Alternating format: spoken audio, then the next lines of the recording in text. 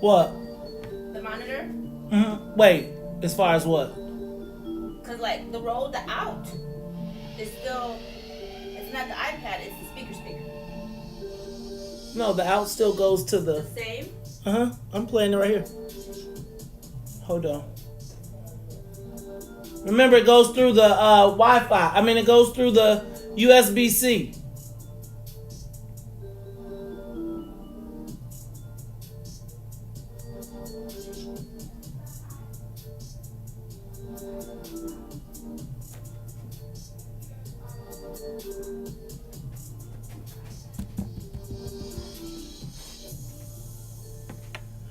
Because it's not connected right now.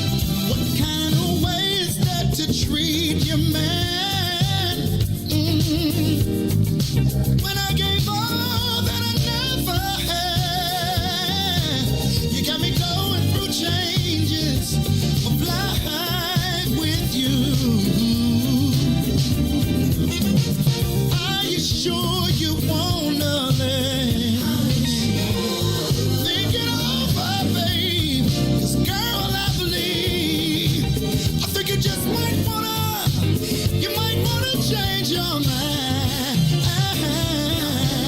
Know that you got my love. You don't even come around.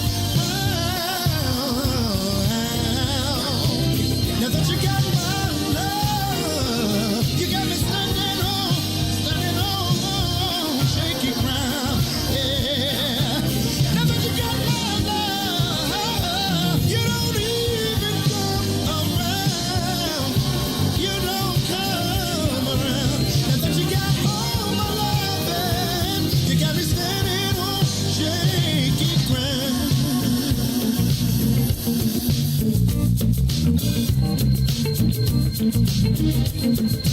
Put your hands together.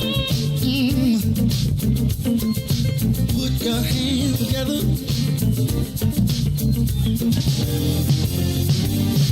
Before you leave out the door, before you leave out the door, baby, won't you change your mind? Really wish you would change your mind. Now that you got my love, you don't even come around. Now that you got my love, you got me standing on shaky ground. Now that you got my love,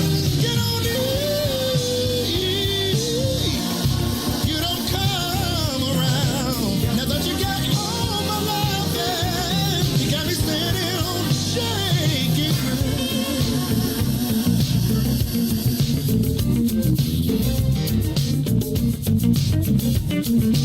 Put your hands together. Put your hands together. Oh my! I had a conversation with her. This is how it went. Before you leave out the door, before you leave out the door, baby, won't you change your mind? Oh, Lord have mercy. 'Cause I need you and you need me. I know it can be happy. Just wait and see. Baby, won't you change your mind? I'll do better if you change your mind. Now that you got my love, you don't even come around. Now that you got my love, got me standing on shaky. Now that you got my love, you don't even come around. Now that you got my love, you got me standing on shaky ground.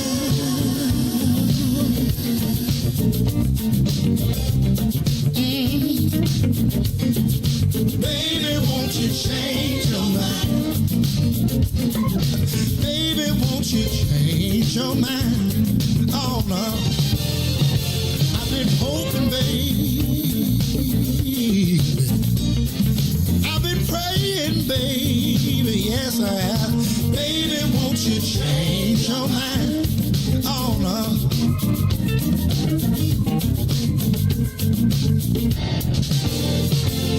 I've been hoping, baby, yeah. I've been praying down on my knees, praying that you change your mind. Oh, Lord have mercy, I'll do better if you change your mind. WIIFTBP.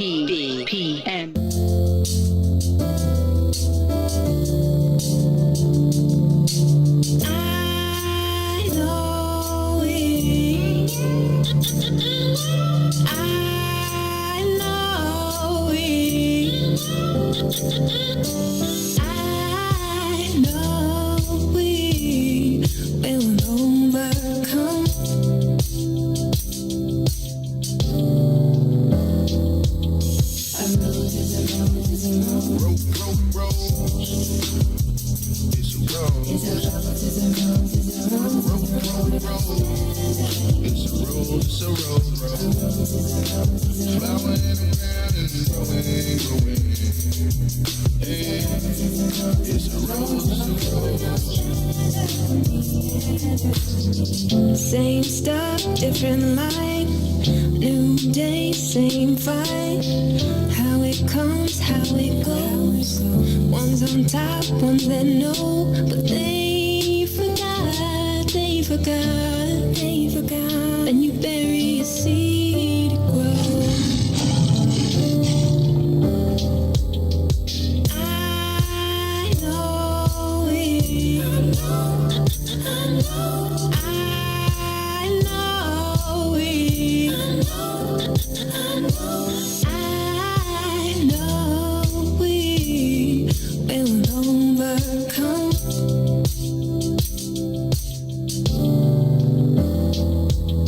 A rose is a rose is a rose. It's a rose. It's a rose is a rose is a rose. It's a rose, it's a rose. Flower in the ground and growing. Hey, it's a rose, How it comes, how it goes. Different names, still a rose. We grew up, we grew tall. We knew then, we know now. What they forgot, they forgot. When you bury a seed, it grows. I know it. I know it. I know we will overcome.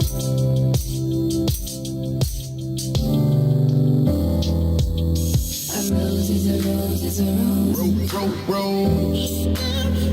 It's a rose. It's a rose is a rose is a rose is a rose is a rose. It's a rose, it's a rose. It's a Flower in the ground and growing. Hey, it's a rose, it's a rose.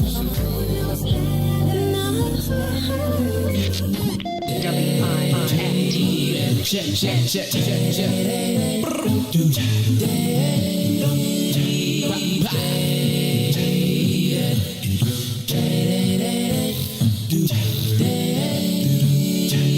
Oh, please, don't you rock my boat, 'cause I don't want my boat to be right. Oh, please, don't you rock my boat. Oh, no, 'cause I don't want my boat to be right. I'm telling you just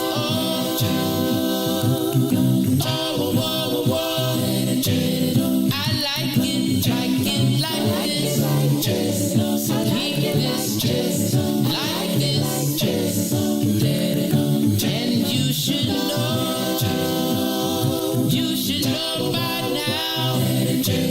I like it. I like it like I like it. I like it like I like it. I like it like I like it like this. Yeah. Satisfied by my soul. Oh yeah. Satisfied by my soul. Every little action satisfy my soul. There's a reaction satisfy my soul. Can't you see what you've done for me? Oh yeah, I'm happy inside all of the time.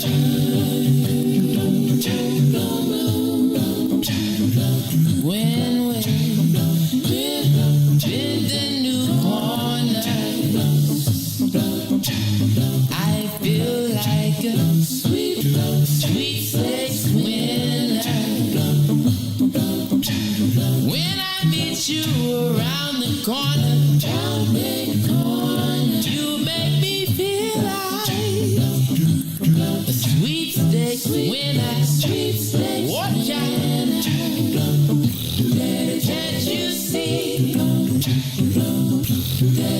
You must believe me.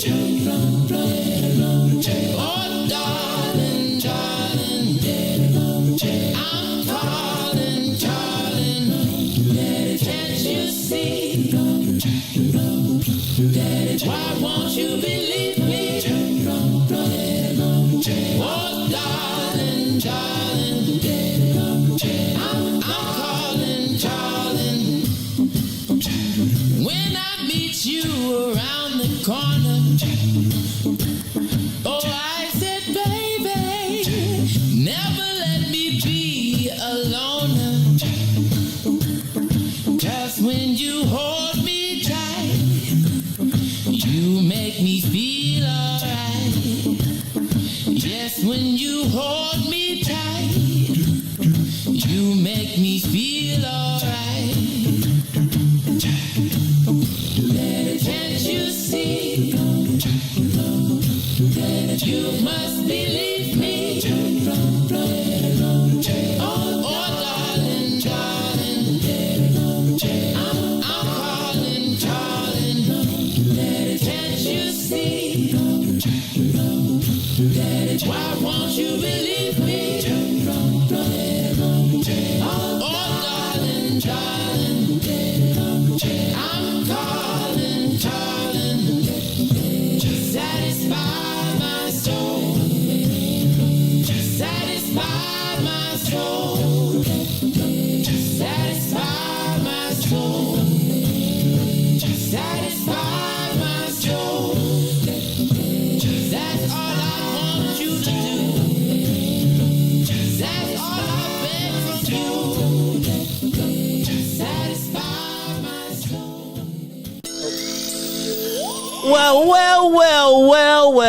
Well, what do we have here? This is the Maze Jackson Show. We are back in the building, y'all. It's Todd, Ruthie, Sonia, everybody all back together all at once. What is going on? What is cracking? It has been a long vacation. I'm glad to see y'all. What's going on, Todd? What's going on, Ruthie? How you feeling this morning? Well, every once in a while, the Justice League has to get together. Wow. Not the Justice Avengers. League. The Avengers. I started watching the Marvel. You said, yeah. All of them. Yeah, I'm a Marvel guy anyway, man. I'm a there. Marvel guy anyway. So y'all trying to figure out what's going on. How come they didn't play the theme song? Well, we start live on WBGX at 6:30, so we are going to kick off the show then. But we just, I just haven't seen you guys, and I just couldn't wait till 6:30. So I wanted to say something. I was like, man, I feel like, well, Todd, I ran into you this weekend in Robbins. And then I was like, to you, MC Maze. hey, you know what? MC Maze has learned a lesson this weekend, which Drink it more is water? not only just drink more water, because I thought I was drinking more water, but probably not as much as I needed to. But I am no longer the guy who can get off and not eat. I used to be prideful that I didn't eat, so I would eat like a hotel, or just you snack, but you got to load up and you got to get ready for those days like that. Because I'm going to tell you, it took me yesterday. I was like, you want to talk about crashed? I was literally crashed. Ruthie, I saw you. I ain't gonna say too much because I know you be mad when somebody be in your business, but I saw you being fly a little bit while I was on vacay, checking you out on the gram. You're so funny. Doing Thank you your for thing. respecting my privacy. I appreciate that. I was about to go in, and I was like, Ruthie gonna be like, you. Then she'll be mad at me all week, and we can't start the week off with you mad at me. How you been, Ruthie? Pretty good. No complaints. It's really been summertime shy. I've been really enjoying it. I've been out here in these streets. You've been out in these streets. Out in these streets. No mask. Just out here. Oh, Lord. Oh, Lord. It feels like, I feel like some days I don't know what I'm supposed to do. I've been I wasn't out of the country, but I am getting out of the country. Hey, by the way, did y'all notice I came back, and did y'all notice the improvements? Any notice them? No, I have. No, we darker. had not noticed. You didn't even notice that I painted the door? So it's no longer that stark white. You see, I installed the LED lighting. Notice the clock's not on the shelf anymore. We've even got monitors, so Ruthie, when you start freestyling, we can hear you live over the whole joint. Yeah. You notice there's no paint splash on the wall. I repainted all the things. You painted? Ruth. Like you did, or did you? No, you know what? Like you took your hand and literally, I feel like with the exception of putting up the walls, shout out to Okamat Construction, and shout out to Crave for the artwork. But I feel like every other bit of this, I take almost complete ownership for. I mean, like, this is like a labor of love to me. Like, when I came back, I was like, so part of the reason I wanted to close the studio, well, one is that it's like, even when you're gone, if the place is open, then it's still on your mind, right? And so I didn't really want to be open so I could just be free. And then when I came back, I knew I had plans, because, it's things that be piling up, but I'm going to tell y'all, I am thankful to the Lord Jesus Christ above for the opportunity to take a moment to get away. Because I'm going to tell you all, my batteries were literally drained. Mentally, I was at my wit's end.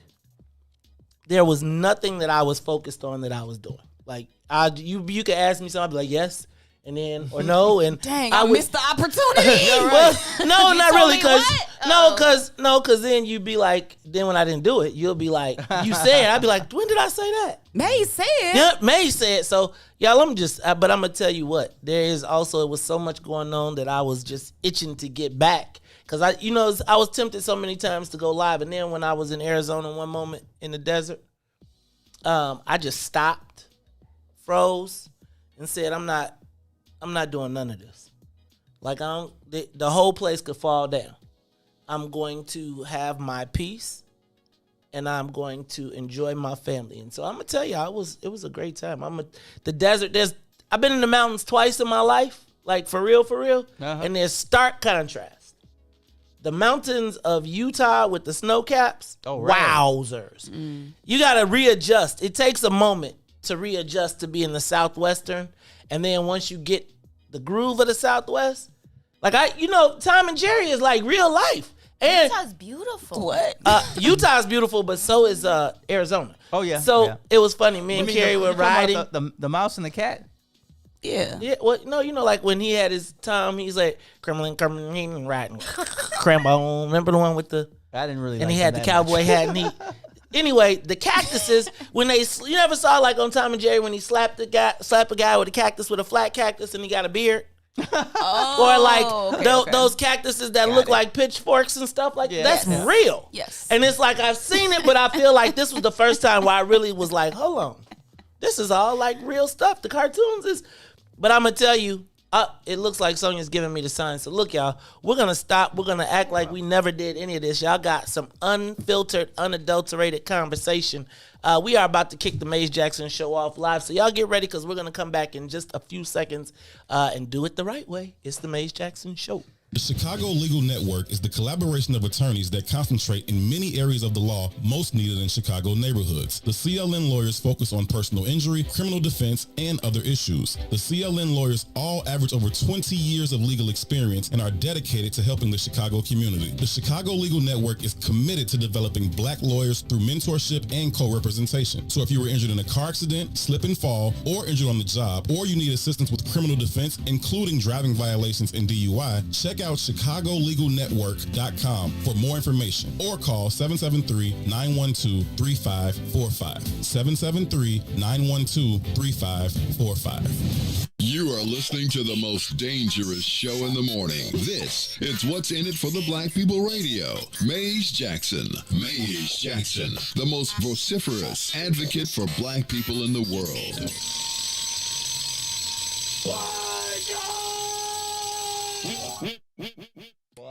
For Ruthie Moore, for Todd Stroger, I am the host of the Maze Jackson Show, asking every single day, what's in it for the black people?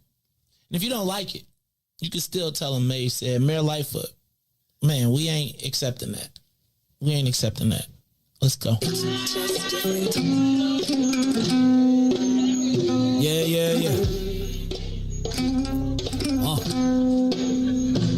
let's get down to business and go ahead and address the facts, man. Lightfoot seems more lesbian than black. Rahm Emanuel's another case, he was just as tired. 50 closed schools left much to be desired. Police had Anjanette naked on that body cam. They suppressed the footage so it couldn't touch a lot of hands. Reminds me of that 16 shots in that cover-up. Both of them similar, so I went and dug it up. George Floyd killed, a lot of riots happened in the town. Southside burned and they wouldn't let them bridges down. Grandmother sick, need a prescription and plus a couple groceries. You gon' have to travel just to get it now. COVID-19 out here shutting all the business down. Not enough SBA loans to even give around. So many failed businesses that you could put them in the pile. If you don't survive the pandemic, it's gon' sit you down. We sing, dance, play ball, entertain, and crack jokes. Government infested black neighborhoods with crack smoke. System that milked us so bad, we got lactose. Still trying to find out what's in it for us black folks. We sing, dance, play ball, entertain, and crack jokes. Government infested black neighborhoods with crack smoke. System that milked us so bad, we got lactose. Still trying to find out what's in it for us black folks. Shout out to Willie Wilson, hope one day you get to send it.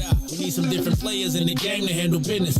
Too many shady characters like Madigan and Blago. But when you really break it down, it's typical Chicago. City full of gangsters, it's what the land was built on. Same streets with hood legends, DNA get spilled on. Carjackers out here lurking, trying to get they steel on. Looking for a block to put them Hellcat wheels on.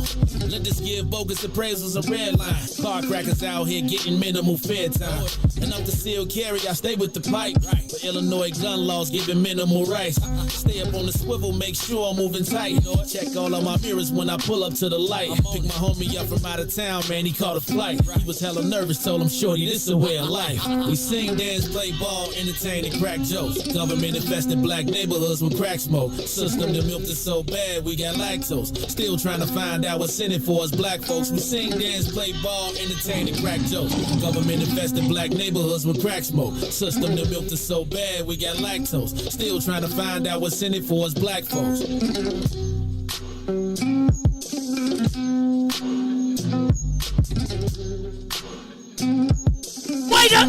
Wake up, Chicago! Wake up, world! This is the Maze Jackson Show. I'm your host, Maze Jackson. Got my co-host, Ruthie Moore. You thought I forgot. Todd thought I forgot. He thought I forgot. No, it is the Maze Jackson Show, y'all, and we are super excited to be back in the building, back on the set. Me and my, I can't do the rest of it. All right, so Todd, no, I'm gonna talk to you first, Ruthie. Ooh, I thought y'all was on good terms because y'all met out in Robbins. We are on good terms, Man. We on good terms, but Todd go watch. Beat Maze up. You know what? That if he ever had a chance, I would pay more than what people paid to see Mayweather and what's you don't want to Logan that. Paul. Okay, I'm not even. $50, $100. I'll pay. Hey man, Maze thinks I'm afraid to fight. No, I don't. No, I'm just too smart to fight. Ooh. No, you know what? No, I'm gonna tell you what, Todd.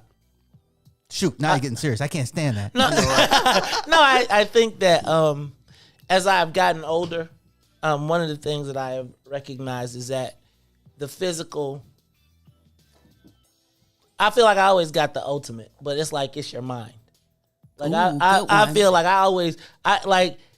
it's like there's always the equalizer, right? Like, and I'm here to tell you, I'm always for equalization. I'm always prepared to equalize the situation. However, one upper.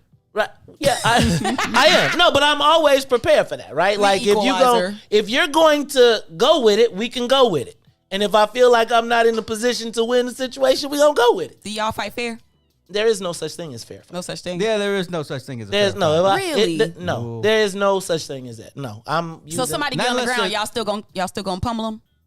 I'm going to make sure that we don't wind up in this situation again. So you gonna let them know? Look, that's America, right? You gonna let them know? No, but I feel like it's what I practice the 48 laws of power. Right. And in the practicing of the 48 laws of power, you know what? They say you never win a war with an argument. So I kind of practice that. Like I use all the tools in the book. And I'm slow. What is law number 46? But rule number 1, never outshine number. What's number 2? that was a classic moment. We might have to. We have to write those down and the dates when those happen, because y'all, we are literally coming up on our 1-year anniversary. Mm-hmm. We are coming up on our 1-year anniversary, and it is I'm excited. Well, Law 46 has never appeared too perfect. Oh, well, there you go. I mean, good morning. Good morning. So look, I'm gonna post them bad boys. There's too many laws. It's really not. Then there's the laws of attraction. It's laws for everything. It is laws for everything. It just depends on if you're gonna respect them or not. Right. All right. So hold on. So Todd, what have you been doing over the last 2 weeks? How's it been? The Village of Robins, man. What's going on? Oh man, we're trying to make improvements every day. Meetings, and then also have things out in the public where people can enjoy beautiful robins. I'm gonna tell you what. Well, when I came by this weekend, shout out to everybody in Robins. It was an awesome time. It was the Juneteenth event. I'm gonna tell you what though, y'all I'm gonna have to get a better manager to negotiate an 8-hour gig. 8 hours. 8 hours for water. For water. Did you get a break? Yeah, I had plenty of breaks. Oh, but you good? No. See how people always tell you good. good for You you? good? Did you have a dressing room? No. Oh, He no. did have a dressing Should room. they let me use the bathroom inside though. Yes, that whole big building. You They could have let done me. anything. They let me use the bathroom inside. I'm gonna tell you what. Shout out to everybody who was out in Robin. Hey man, this Robin's got all type of connections though. Every time I look up, it's somebody new talking about I'm from Robins. Oh yeah. Shout out to amazing. Brian Smith. Shout out to Alpha and Omega 121. All the brothers showed me a lot of love. Man, I was go-karting around. When I got out there, they did give me some go-karts. Shout out to Tennille for the water in aluminum cans. Yeah. What was in that water? Okay. Aluminum. That and a combination of things. Okay. Ruthie, what'd you do? How'd you kick? I saw you kicking. I ain't gonna say nothing. I But was just kicking it. I mean, I've been out here. You know what? It is summertime shy. It's summertime shy.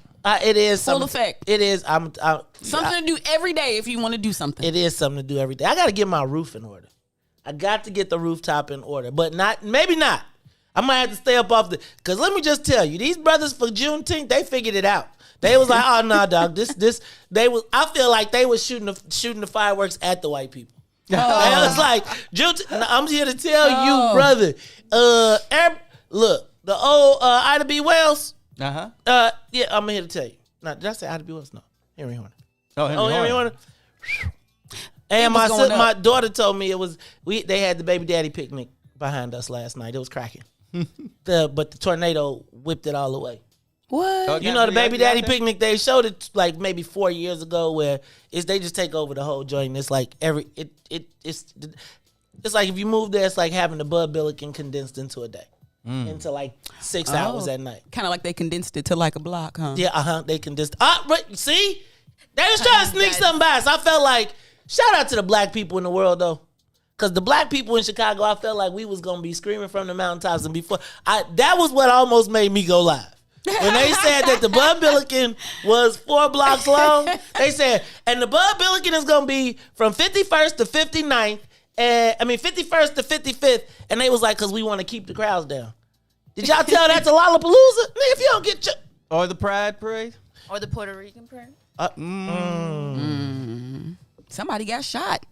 Hey man, somebody always get shot at the Puerto Rican Day Parade. I'm here to tell you, nobody be messing around. I remember we used to be like, You right. Oh no, it used to be a time when you go to the Puerto Rican Day Parade and they be outside checking you for tattoos, man. You be like, hey man, I'm here for the no, dog. Get up off. And they thought everybody black was folks. They swear to God, if you black, you folks like a mug. It was crazy. Oh yeah. Let me do this. Let's get to I'm gonna run through some of the quick stuff that's back. So we are back. Oh, hold it. Esco, did you go to the Great Southwest? What did you do? I saw you. You did go to the Great Southwest. We should have connected. But the Great Southwest is big, vast. It is vast. Hot. Can I tell you what though? I'm gonna tell you what. Nebraska's the Great Southwest. She doing? Who was in Nebraska? I don't know. I always thought of it as a plains. That's the state. plains. Yeah. She didn't go to Nebraska. Oh, sorry. But she is. That is. I don't know if that's Southwest or that's plains. I'm Is sure that that's plains? a plain state. Oh, I'm not from there. okay. True. All right, y'all. This is the Maze Jackson Show. Maze and Sonia and Ruthie and Todd. Let's get the soul plane up to 60,000 feet. Let's get it up, up, up, and away. I am going to move straight into. Let me run through just quickly these headlines. Oh, before that, I want to give my 24-hour notice so you won't be all over me. Ain't no way I'll be here tomorrow or the day after that, because we have a long day tomorrow, because tomorrow is board meeting starts at 7 p.m. No, what's that? No, ain't finance at 5:30? Yeah. See? Oh yeah. Okay. PM. What you? It take you 2 days to recover. Well, I need all my energy for tomorrow. I don't be falling asleep in finance. Oh, And then after that numbers. long day, I need. I don't want to come and fall asleep Calculations. at the job. Which job? Because you fall asleep here all the time. Not anymore. All right, y'all. Congrats on Black Culture Week. I want to, and we're going to talk about this in a little bit, but it's congratulations to everybody who pulled off Black Culture Week that culminated with Juneteenth. I do think it was no shade. I just, it's hard for me in the mirror. It's anytime it's some Black Culture Week stuff, I always, not Black Culture Week, but Black and Mayor, it makes me nervous. I be like, there's a boom coming. And no sooner did she announce Black Culture Week and give y'all the flag, did she say that she was giving over the school board to the Latinos. But that's a whole nother story. 1980s, when I first found out about Juneteenth, because I was in Louisiana, right next to Texas. I was like, nah, I don't care about, that white folks held something back, and now we finally find out late. But now that it's a holiday, I'm like, yeah, we need something to celebrate, that slavery was over, basically. All right, Todd. We're going to talk about this, because it's like sometimes I wonder, why do we shoot ourselves in the foot? Right? Like, it's like I feel like some of us have gotten to the point where, well, this Juneteenth thing is a tricky thing. So we're going to talk about it, but I'm glad that we got it. And you feel, I think, a little bit like how kind of Carrie felt a little bit, even though I think she also said it was because it interfered with her birthday all the time, too. But it was always a good concert. But she was like, it's my birthday. Everything's How y'all personal. gonna have? It's close enough. It's too close. My birthday is the 17th and 2 days away from there. Now, shout out to my beautiful, lovely wife who also celebrated her birthday last week. So, I can't, I'm not allowed to say how old, but Of course. Shout out to the beautiful, lovely wife, Gemini, June 17th. Happy Father's Day. Yesterday was a pretty good social media Father's Day. I did not see all of thank you to my mama, who was my mama and my dad. I saw the fathers got their post. Now, I saw brothers still probably had the barbecue because the restaurants was not packed. Except for, I ain't going to say the name of the restaurant I got mine from yesterday, but that was kind of packed. Hans Barbecue. Hans Barbecue. Oh, see, look at that. Right. I think he ate most of it, too. He barbecued what he wanted. Yeah. How about the NBA playoffs? Shout out to the playoffs have been pretty cool this year. Yeah, they've been tight. Yeah, and Atlanta won. LeBron's not in it. And how about shout out to the Phoenix Suns, man? Can I tell y'all something? So while we were out of town, we went to a Phoenix Suns game. I saw you did a little live, didn't you? Yeah, my son was like, me and my son and my wife, we were all like, wow. I mean, it was, them people stood up for every shot. Like every shot. They was like, man, we missed it the day they had the fight. The next day, though, they had that big old fight. And we was like, dang, we should have been right there. But I'm here to tell you. There was a fight on the court? Oh, no, it was a fight in the stands. Oh. And a dude didn't spill his beer neither. It was hilarious. You know what I was thinking about Father's Day, though? Where does the apostrophe really go? I'm going to do a show about that one day. Because fathers is plural. And, you could put the apostrophe on both sides of the S. I don't know that in real life, so I don't know. Yeah, possessive. It's Father's Day. Possessive plural. Even though you have one father, so it's your Father's Day. But it could be possessive plural. One day I'm going to do a show about that. How about this one? Trying to lose viewership, are we? No, that's going to be the Black Seinfeld, man. It's going to be the black dude doing Seinfeld. That's something that would be on the Seinfeld type of joint. How about this one? Outside, Ruthie, you did say it was a beautiful thing. It is a beautiful thing. Because when I came back, I was looking around and I was like, man, can I tell you, shout out to Pier 31. Goodness gracious. I had a blast. And I don't even like people. I mean, it's not like people. I be having attitude all the time. You know, Carrie be like, Jesus Christ, are you gonna have an attitude again when we go out? But I had a great time. The music, it's good to see people. It's good to see people. Sometimes you don't realize how much you miss people. I saw footage of that. There was a lot of people out there. Every day. Shout out to, and you know what? So this is all I gotta say, black people. I know y'all determined to bring y'all own drinks. Please make sure you buy at least 2 drinks from the bar before you start popping your own stuff. That's all I gotta say. Do cups of ice count? No. Cups of ice. $10. As long as you buy it for $10. As long as you buy it for $10. I want to buy a setup. Yep. That's tough. Oh Lord.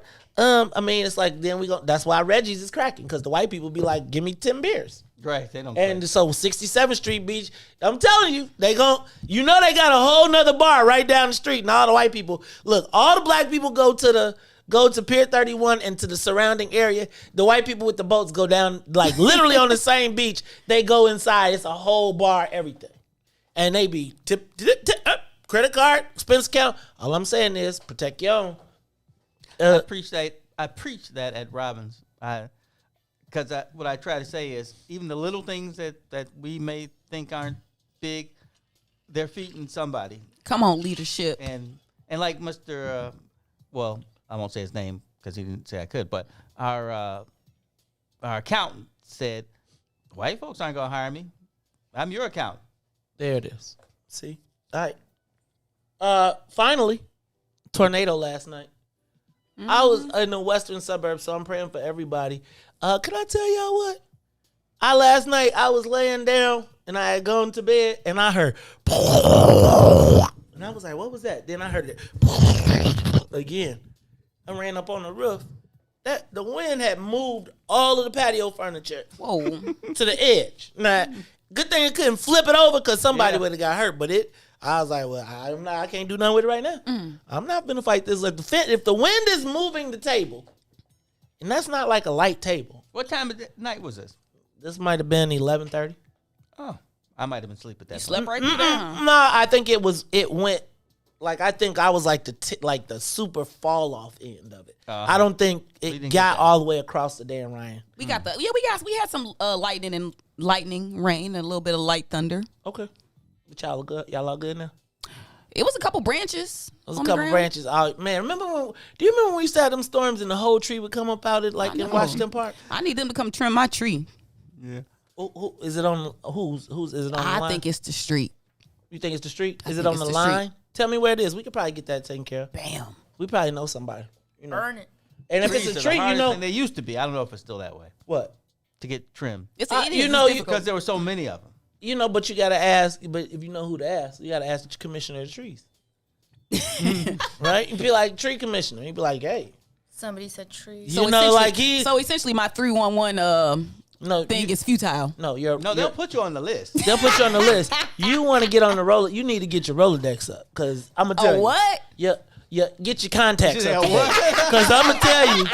Ruthie, I'm going to tell you. All you have to do is be like, I've got a bad they'll be like, okay. Right? I'm telling you. I know the people be listening. I'm telling you. Right. Shout out to everybody who was tuned in. All right, y'all, real quickly. I wanted to ask this question. It's the social media question of the day. Sonia, why don't we do it? Give me the big voice while you're over there. We got everything cracking around here in the blue light. Y'all don't feel like the blue light? Can y'all tell we got like a blue haze going on in here? I think it radiates on our skin. Doom. All right, Sonia, give me the big voice. I'm ready. Time for the social media question of the day. You know, as we're going to talk about Todd. You okay? We've lost you in the camera. You going back to? I'll be back. It's the one with the up and down. He taking a break. Look. We should do a whole feature. Okay, how about we do Todd? If you are watching live, y'all, let's just check out the Todd cam because Todd is trying to figure out how to work his chair. Has he got this chair broke? No, it didn't. You gotta just. Here's the one on the. It's the first one. I tried that. It used to just pop up there. It didn't do it. Oh, that's right. See, man. Oh, please don't tell him the chair broke. If the chair's, we gonna close. That's one of the Husky guys. It wasn't me. And I'm short. They broke my tall chair. Oh, Sonia, while I was back there, I was thinking, I'm going to raise the money to get you. No, I'm going to get you a chair. I'm going to get you like a chair like this. Please tell me that chair's not broken. Oh, it's probably me. Okay, I hope it is, because that would just bother me. You hate when your stuff be broke. You ain't touching it be broke. You be like, oh, Todd! I got a guy. Don't worry. All right, y'all. I got a guy. All right, did y'all didn't even notice my door? I did. It's glittery. I noticed it. You see, it's glossy, metallic paint. No, it's actually iridescent. Oh, so like when the light hits it and you open the door, it kind of, but the blue is a little bit too dark. That's your favorite color, blue? I mean, obviously, it's very rich. Sigma man. Just curious. Well, yeah, it is my favorite. Actually, I would tell you, blue is my favorite color. Gold today, but that's all right. Oh, Wu-Tang, baby. Wu-Tang love the kids. I matched the wall. You see, when I took my picture this morning, I was like, ooh, I matched. See? Blended into the yellow up there. Dope. Naturally. I'm trying. All right, social media question of the day. Have we squandered the opportunity created by the murder of George Floyd? Go ahead. Dang time. It was a long break. I'm going to let you finish, but Have we squandered the opportunity created by the murder of George Floyd? And I'm going to ask that because there was a tremendous amount of debate over Juneteenth, and we'll talk about that a little bit later. But I feel as though, so initially I was going to say the murder of George Floyd, was the murder of George Floyd the most significant occurrence in Black American history, right? Because it in my estimation, it's the first time that it forced, even throughout the civil rights movement and all of that stuff, white folks really did not acknowledge racism, in my estimation. And I feel like George Floyd may have been the first time where white people as a collective were like, yo, it's racism, and they had the white guilt, like even the cracking of the crackinist was like they had a little bit of guilt in that. But then I thought it would have been maybe if we had tangible outcomes. And as I was watching the conversation this weekend surrounding Juneteenth, not the local conversation, but the national conversation, they were saying how the murder of George Floyd made this possible, this national holiday. And then I combined the convergence of everybody being like, damn, we could have got more. Because at the same time, shout out to Patrick Brutus. It's hard to, you got to sort through Patrick's stuff sometimes. But when you, so he will, if you want, writes a lot. You want to fight, you want the anti-argument, go to Patrick Brutus's page. Because he will give you the anti-argument for everything. But he also pointed out, while all of the people were excited about getting the pen sign of Joe Biden signing in this, signing the federal holiday, and they made it happen quick, like tomorrow. Because they signed it and they was like, everything's closed tomorrow. My wife works for the Secretary of State. She said at 4:29, they said, we have tomorrow off. Mm-hmm. And she leaves at 4:30. And they were showing how, like, I can't remember the congresswoman who was like, I got the first pen to sign in the holiday. And I was thinking, was that opportunity squandered? This is not in relation to Juneteenth. It is in relation to what was celebrated, what is being celebrated as a victory, as really being the culmination of what we get. So I can't say that the murder of George Floyd is the most significant. That's why I moved my question from, was it the most significant thing to happen in Black American history? Because I believe it had even more impact than, say, Emmett Till. Mm-hmm. Even more impact some ways than the freedom rides and all of the eyes on the prize marches and all of that, because we saw a real life murder of a black man, and there was nothing. And I feel like there was the moment where we could have forced the issue here, and this, you really probably could have got some reparations.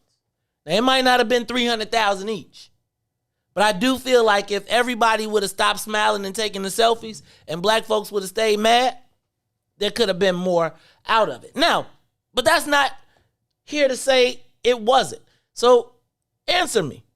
Have we squandered the opportunity created by the murder of George Floyd? I'm going to throw it to you, Todd, and then I'm going to come to you, Ruthie. I'm going to see if my phone is charged, and we're going to try and open up the phone lines too. Well, first, I think that the world changes. The only thing that you can count on is it's going to be change. So I think there's been so many significant things to build up to this point. And when I say that, I mean, like, even the Dred Scott decision where, you taking it back, where we all find out that, yeah, the nation says we're not part of this. And then you get to Plessy versus Ferguson, and they're like, oh, yeah, you're part of this, but, you're separate. And it's going to be equal. Wink, wink. Then you get to Brown versus the Board of Education. Then you get to the civil rights, where it's similar to George Floyd, where black people getting beaten is televised. And then that changes like the North. And that helps the civil rights legislation get through. And now we get to this, as May says, where someone's literally killed in front of everybody's eyes.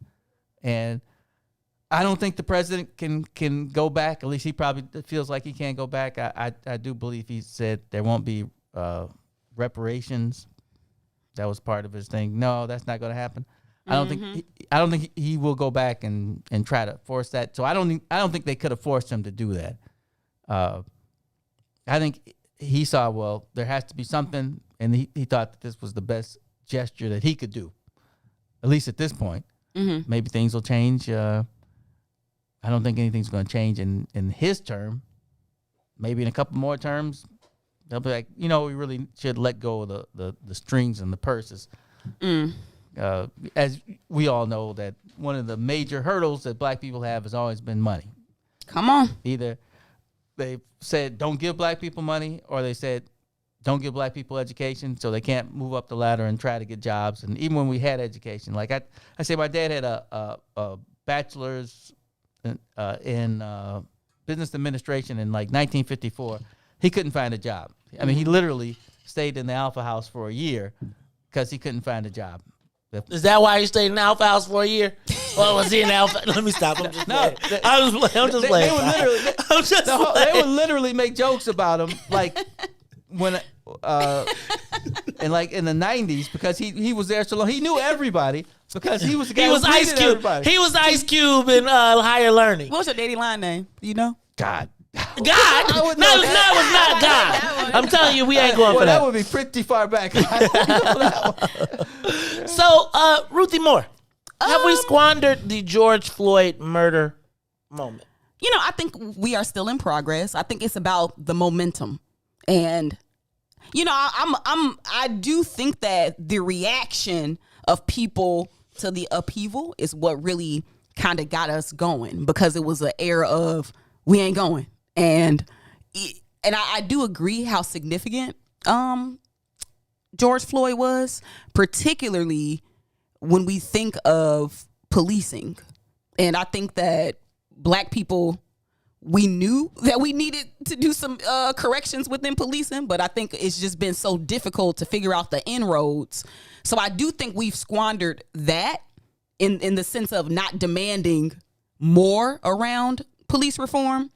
I think the momentum that black people have, though, right now in terms of like reparations and supporting black business and economics, I think that is still a work in progress. I think that that's still moving in the right direction. Well, look, this is what I want to do. I want to open up the phone lines. Give us a call, 872-259-7474. 872-259-7474. We're going to take a quick break at the top of the hour, and then we're going to come back. We're going to take your question, and we're going to get your answers to the social media question of the day. You might not even want to answer it. Did y'all even miss us? Did y'all notice we was gone? Did y'all even know we was gone? They probably didn't even know we was gone. They was like, man, what they doing? I had some people, our boy Alderman Burnett called me and said, man, why you snapping on the mayor? I said, dog, I ain't been on air for 2 weeks. He was like, oh, see, I was like, but at least that he was fiending for the replays. Yeah. So look, y'all, it's the Maze Jackson Show. We'll be back after these messages with the social media. Question of the day: have we squandered our opportunity created by the murder of George Floyd? We'll be back. The Maze Jackson Show. We'll be back after this break. Broken screen? Crash system? Are you in need of spyware or virus removal from your computer?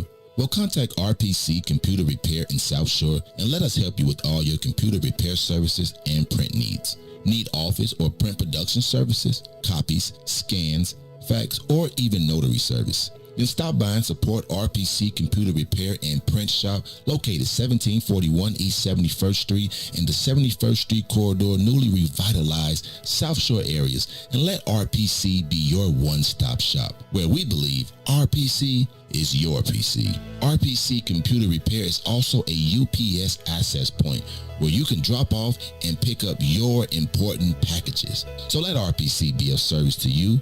Call RPC Computer Monday through Saturday, 8 a.m. through 6 p.m. at 773-966-4457. That's 773-966-4457. Visit RPC at rpccomputeringinc.com for more information. Call in and say it with your chest. 872-259-7474. That's 872-259-7474. Give us a call and say it with your chest. 872-259-7474. Shop at Black-owned and operated Solo Beauty, where you are appreciated and respected. Located at 8158 South Cottage Grove, Solo Beauty can supply all of your black hair care needs. Solo Beauty is open from 11 a.m. to 8 p.m., Tuesday through Saturday.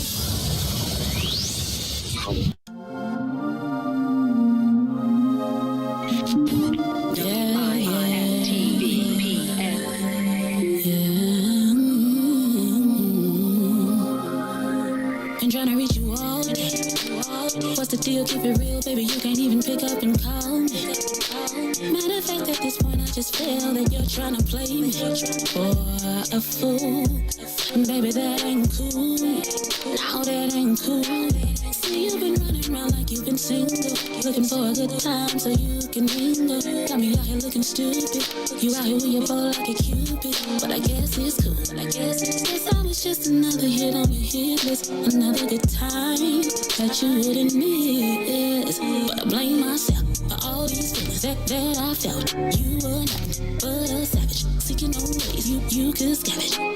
This thing I thought was real turned out to be nothing more than a feel. It's petty love, petty love, petty love, petty love. That's what we got. That's what we got. Petty love, petty love, petty love, petty love, petty love, yeah. Oh, now you're trying to reach me. Just the other day you call yourself trying to treat. Now it's can we talk, oh baby, can you see? Cause you can't take what I'm doing. Is that cool? Now that ain't cool. But I blame myself for all these feelings that I felt. You were nothing but a savage, seeking no roles you could scavenge.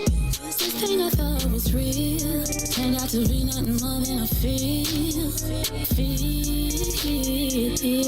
It's petty love, petty love, petty love, petty love. Ooh.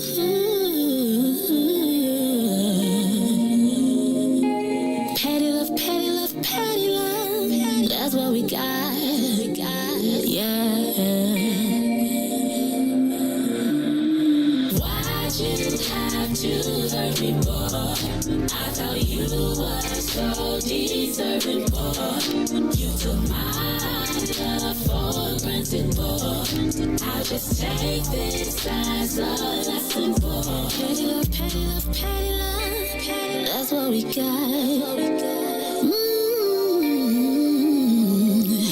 Petty love, petty love, petty love.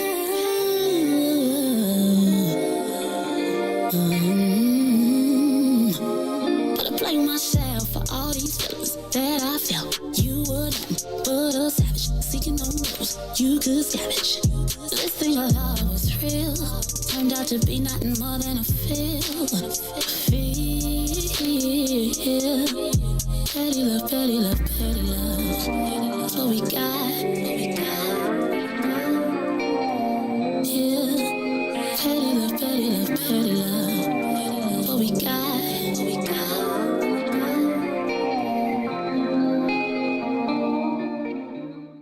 You are listening to the most dangerous show in the morning. This is What's in It for the Black People Radio. Maze Jackson. Maze Jackson, the most vociferous advocate for black people in the world.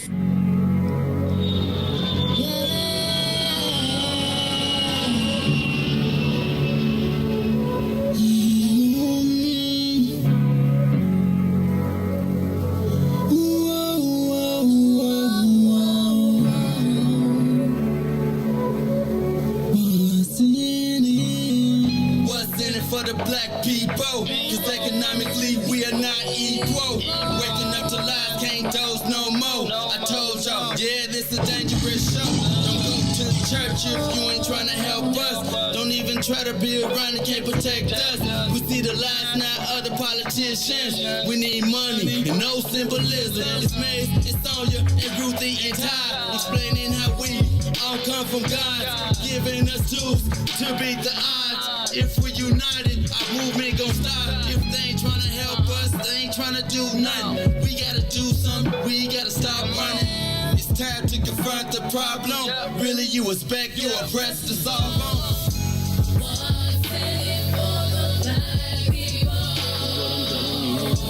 All the lies we heard before. Time to pay attention. You gotta do more than listen. Some action with on the count of three. Wake up, Chicago! Wake up, world! This is the Maze Jackson Show. I'm your host, Maze Jackson. Got my co-host, Todd Stroger. I'm taller. Because you learned how to figure it out. You can turn the monitors down a little bit in here now. Just on the breaks. Hey, Ruthie Moore is in the building, and Sonia Escobar is flying the soul plane, y'all. We are asking, I'm going to move on in a minute because I got a whole list of things. But social media question of the day. Have we squandered the opportunity created by the murder of George Floyd? I am hearing it from white folks all over. They say, now I'm in my meetings. They be like, what happens when we have fatigue? When there's going to be some black fatigue. I told y'all the rubber band going to snap back. No such thing. No, for black people, maybe not. Shoot, I'm going to tell you. It is some such things as black fatigue. I be getting it sometimes too, Ruth. I mean, we can get it, but they can't. They can't. Okay, so let me ask you, give me your thoughts, though. Do you think that when are white people going to stop being guilty and be like, man, enough of this? No, so I think right now, we got to focus on critical race theory. And how that's the buzzword now. Critical race theory. That's racist. So they had a black guy on TV saying we need to stop thinking about that and be focused. Of course he did. I looked that up yesterday because I didn't really. What you think? I thought that I could probably agree with 90% of that, but there was something that was a little off. But racist. It's racist. Can we just say it's racist? I could just be quite what I was saying. See, that's what I'm saying. Like, so we got to pay attention to that because that is the new way that they're trying to package "Make America Great Again." Because you can't say that no more. So now it's racist. You know, so it's like now what they've taken up the mantle of is going against critical race theory. So again, that's dog whistle racism. But because you can't say "Make America Great Again" no more, you know, because we living in a time where you'll get canceled. So now they done repackaged the white supremacy and racism around the arguments surrounding critical race theory. So pay attention to that and the rhetoric surrounding that. You got to watch these millennials, man. Hey, I can't wait till we get into real power. That's how we gonna get the reparations. I'm telling you. I believe it. I do because I do. I think more that the rich white people who own everything, they don't care what anybody looks like. We just want to get richer. 100%. They care. They still rather not you be rich though. Let it be. Let it be a room, and let it be a black dude. They're gonna be like, "How you getting here?" I'm just telling you. Yeah, no, they can't stand the poor white people either though. Give us a call. But us, they like you can die. 872-259-7474. 872-259-7474. Who's on the live line? Is that the president of the phone club? Let's hear from him, Miss Brother Frank. Yes, sir. Good morning to you all. Good morning, Frank. We miss you all.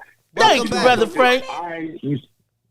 I want to say some time, but I'm going to say this. Brother Mays, Brother Ruthie, Sister Ruthie, Brother Todd, and Brother and Sister Sonia, welcome back, y'all.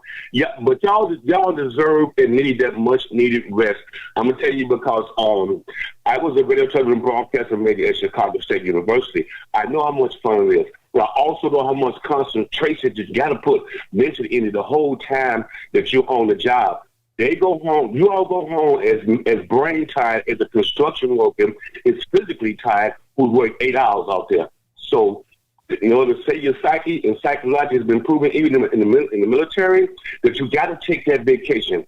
If you do not, it will have a psychological effect on you that you may not even recover.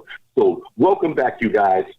Now, let me get to the social media question, which is a great question because, listen, I agree with both Todd and Ruthie. Especially Ruthie, because the way she laid off and said, we are still in the moment, okay? The Derek Chauvin verdict has came down, and the sentencing is Friday.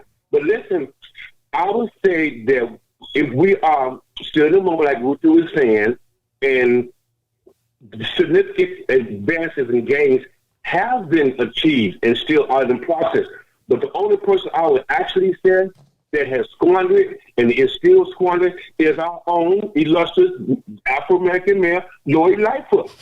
We still do not have 100% approval in enacting the police consent decree that came down when President Obama was president. We still just getting 20% as we see what happened with Anjanette Young, and she's still fighting that. As we see what happened with Adam Toledo, not to mention George Floyd, and now we have recently become aware that black people in a home on the South Side were assassinated in their sleep, and this home was owned by a Chicago police officer. On duty. Now, he's been he was a Latino, though, by the way. Someone either let them in or they had keys.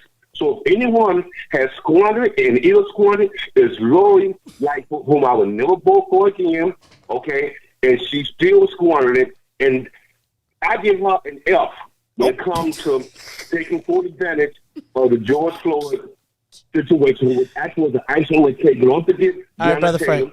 Don't forget, Stephen Arbery. All right, Brother Frank. George Floyd broke the camera's back. So, okay. You know what I'm saying? She's the only one I give an F to. Oof. In the moment, out the moment. Thank you, Brother Frank. They're not going to be to say to me at the next election, well, you voted for, I'll be to say, no, I didn't. Not this time. No, I didn't. Thank you, Brother Frank. I got to let you go. Brother Frank. We got more calls. I appreciate you. We missed you, man. Hey, let's go next. Tyrone, you're on the Mace Jackson Show. Have we squandered the opportunity created by the murder of George Floyd? Tyrone? Welcome back, May. Oh, what's up, Brother Tyrone Muhammad? It's Tyrone Muhammad. How y'all doing? Hey. Good morning. Next time you come in the studio, turn that radio down, bro. Turn that down. Yes, we squandered it in the sense that it's the national movement, maybe, but I think that the local stuff that I know we've been able to do, because in my broadest view of things, and dealing with the little homies in the streets, the little so-called shooters, and the guys who are so amped to tote guns and weapons against one another. They all feel some type of way about the George Floyd issue, but I often use that as a prelude or as a way to show them that, listen, you're talking about one incident in your probably your lifetime or in the few years or decade. But here it is, you all are attempting to slide and kill one another every day. So that's the grandest thing to me, why everybody focusing on the national outrage of George Floyd. I use that issue and that incident every time I connect with the streets to show them, to give them a highlight, to make them see logically that you killing one another has a greater effect than any isolated incident of what the police do. 42 shootings this weekend. Listen, I ain't got no time to be dealing with no superficial, hyperactive issue in terms of George Floyd when we got killings and murders going on amongst ourselves. That's what I focus on more than anything. How do we stop? How do we educate? How do we prevent our women and children from being victimized by violence that is perpetrated by nephews, cousins, sons? And it's easy to focus on the police. See, we too as Ruthie says, we need momentum to be conscious often. I'm tired of that. And we sit back and we talk about these isolated incidents as though we're not in war in our communities all throughout Chicago and the surrounding suburbs. So with that being said, I think that brothers like yourself, me, others, we capitalize because often, Mays, it's not going to be everybody. God don't raise messengers and prophets and leaders in the tens of thousands. He raised messengers and prophets and leaders from the isolated, from the despised and rejected. It's only a handful. And often those handful have to be the motivating factor, not these hyper incidents. Those are the ones who actually, the grassroots movers and shakers that actually galvanize and move the people to another level. Because even in dealing with you, and a lot of people don't know about how we move in terms of business and other stuff, it will allow us, man, to capitalize. And then often it's going to take us to feed our people, man, because everybody don't know how to eat for themselves, bro. Mm-hmm. And when people realize that and understand that, and we create a mass movement on the local perspective, from political to the economic to the mental health, brother, then and only then do George Floyd death really make sense, because it has to be a local proximity, because across the country, nationally, George Floyd has really increased the way that people see me, even in ZCCSC, and standing on the front line, whereas I got 30 states talking about building and growing charters, ECCSC across the country. So we got to build in a different way, and we got to use those momentum, as Ruthie say, to then individually build our families, our lives, and our community. Hey, man, that's Brother Tyrone Muhammad. Hey, man, you put it down. I'm going to let you ride with that one. That, Ruthie, grassroots. It is. It's got to be. So that's a very good point, Sonia. So from that point, I'm gonna springboard into a whole bunch of stuff happened while I was gone. But I wanna go to 75th Street. I wanna go back about a week from last Saturday, and I wanna go to, because I got a whole list. You know, we got so many things that we could talk about, but I want to talk about the mass shooting. Well, let me back up. I want to know how we're going to describe it. So, in case you're not familiar, approximate last Saturday night on 75th Street at about 75th, I believe, in Prairie, it was. There was a shooting where 10 people were shot, 2 people died, while people were outside on the streets hanging out, kicking it. I saw a lot of different type of views and responses and things, and people were talking about it. But I'm gonna start with, and I don't think that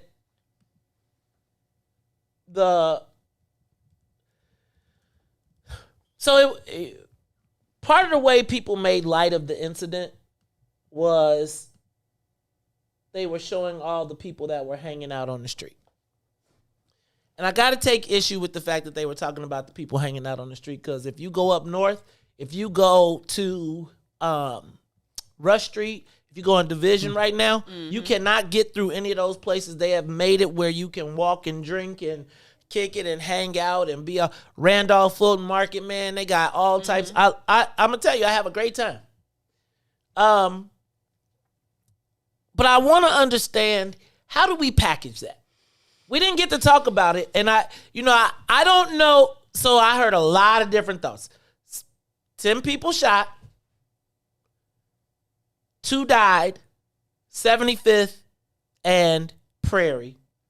There was an outdoor, they had basically showed pictures of people just being all out in the streets, etc. But they really created that as a area for people too. They made it an entertainment district, right? They made it where it was supposed to be outdoor dining. They done passed all of these laws where you can go now and buy a drink and take it and walk and go and etc. And I don't know if I agree with the strippers on the poles, but I know people I've seen white girls jump on the bar, I ain't gonna lie, and do the splits and handstands, and I got pictures. So I seen it all.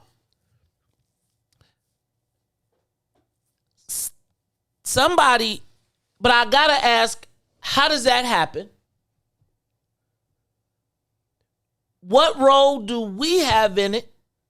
And then, Ruthie, what you say about outside threats? Give me that one again. I need to get my shirt because I can't remember. But mobilize our resources to neutralize outside threats. And so I said, what are we going to do about the shooters? And the first thing, some people's like, it's black. Y'all always talk about. I said, I didn't say nothing about black people.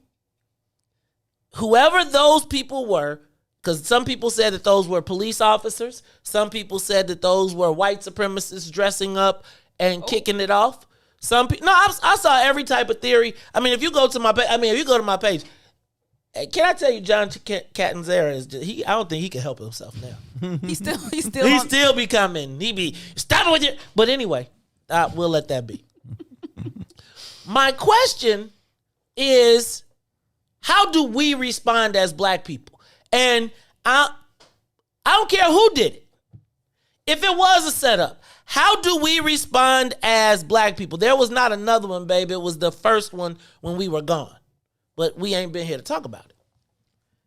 And I wanted to be on air to talk about it because, I heard people saying it was police dressed up and they was showing me the masks. You know how the realistic fake black masks. I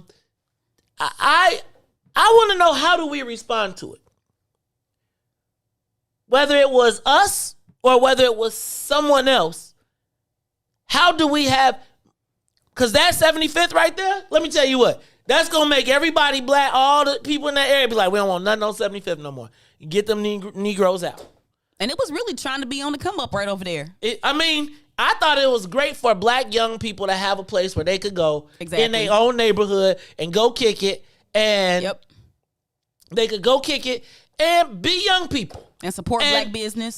Right. And can I tell you what? They go downtown and they outside in the street just like that after the club anyway, except they running them off. Now, I do think that if that was us, if it wasn't the police, if it wasn't the outside international racist super squad that came in and executed a mass shooting on the black people who was outside because they don't want us to have no fun and it was going to kick off the race riot, if it wasn't them, how do we respond? I think Brother Tyrone Muhammad just said it. It's if we don't address our own issues, our family units, poverty. Can we address that without? Again, it's gonna be painful. But you know somebody who every time he talk, I'll be like, I don't want to agree with what he's saying. Ray Lopez. Sometimes I hate to hear Ray Lopez talk because I'll be like, I agree with what but I don't like you saying it though. So more of us need to take responsibility. Yeah, but we don't like to. It seems to me it's odd to me because, I feel like somebody's gonna say that kid was a victim of race if it wasn't the super ninja, white supremacist, Ku Klux Klan, Nazi combination, I acknowledge the circumstances that created you, but I do not acknowledge or give you the right. I'm sorry, it's unfortunate you came from where you came from and the things that happened to you, but at the point in which you are taking the lives of innocent black people who are on the move to even be able to enjoy their own neighborhoods. I could care less about them being on the stripper pole. I'm telling you, my son, don't be out there. And I know that, but how do we deal with that? Because it seems to we afraid. We scared. It seems to me though, I feel like we will kick that to the circumstances of the child and forget the victims. Because it all works hand in hand. And you cannot focus on one without focusing on another. And any solution that doesn't include both is futile. I'm with you on that. How do we protect our neighborhoods? How do we protect? Like Brother Tyrone Muhammad said, you gotta be willing to hit the streets. That's the only way. So you can't have 75th until you do that. Right? You can't, I mean, you can't really expect to have 75th. Do you feel safe outside, dining al fresco on 75th? I mean, the vice president. Because you can have it. That's because it's a 20-block perimeter around that mug when she touched down. They got snipers on every corner, and they done already cleared it out. I refuse to be held hostage in my neighborhood. I refuse to be held hostage in my neighborhood as well. And so the only thing we can do is we have to be unafraid to take back our neighborhood. So should we bust back? Should we have busted back on them? Should we have not waited on them? If that would have happened downtown, they would have had the cameras. They would already have released the footage. So my question then becomes, how do we in our neighborhoods, right? I think I'm taking all of the social ills out, right? When I say taking, like, don't present to me that the girls are stripping on the poles outside, because I see staggering white girls walking all over and doing our stuff on the bar and everything else. So I don't want to hear that. But I do, because I feel like it's not going to, it ain't one-on-one. This ain't a one-on-one thing now. Like, all you got to do is watch these videos and see, like, it's a whole different way people are approaching this.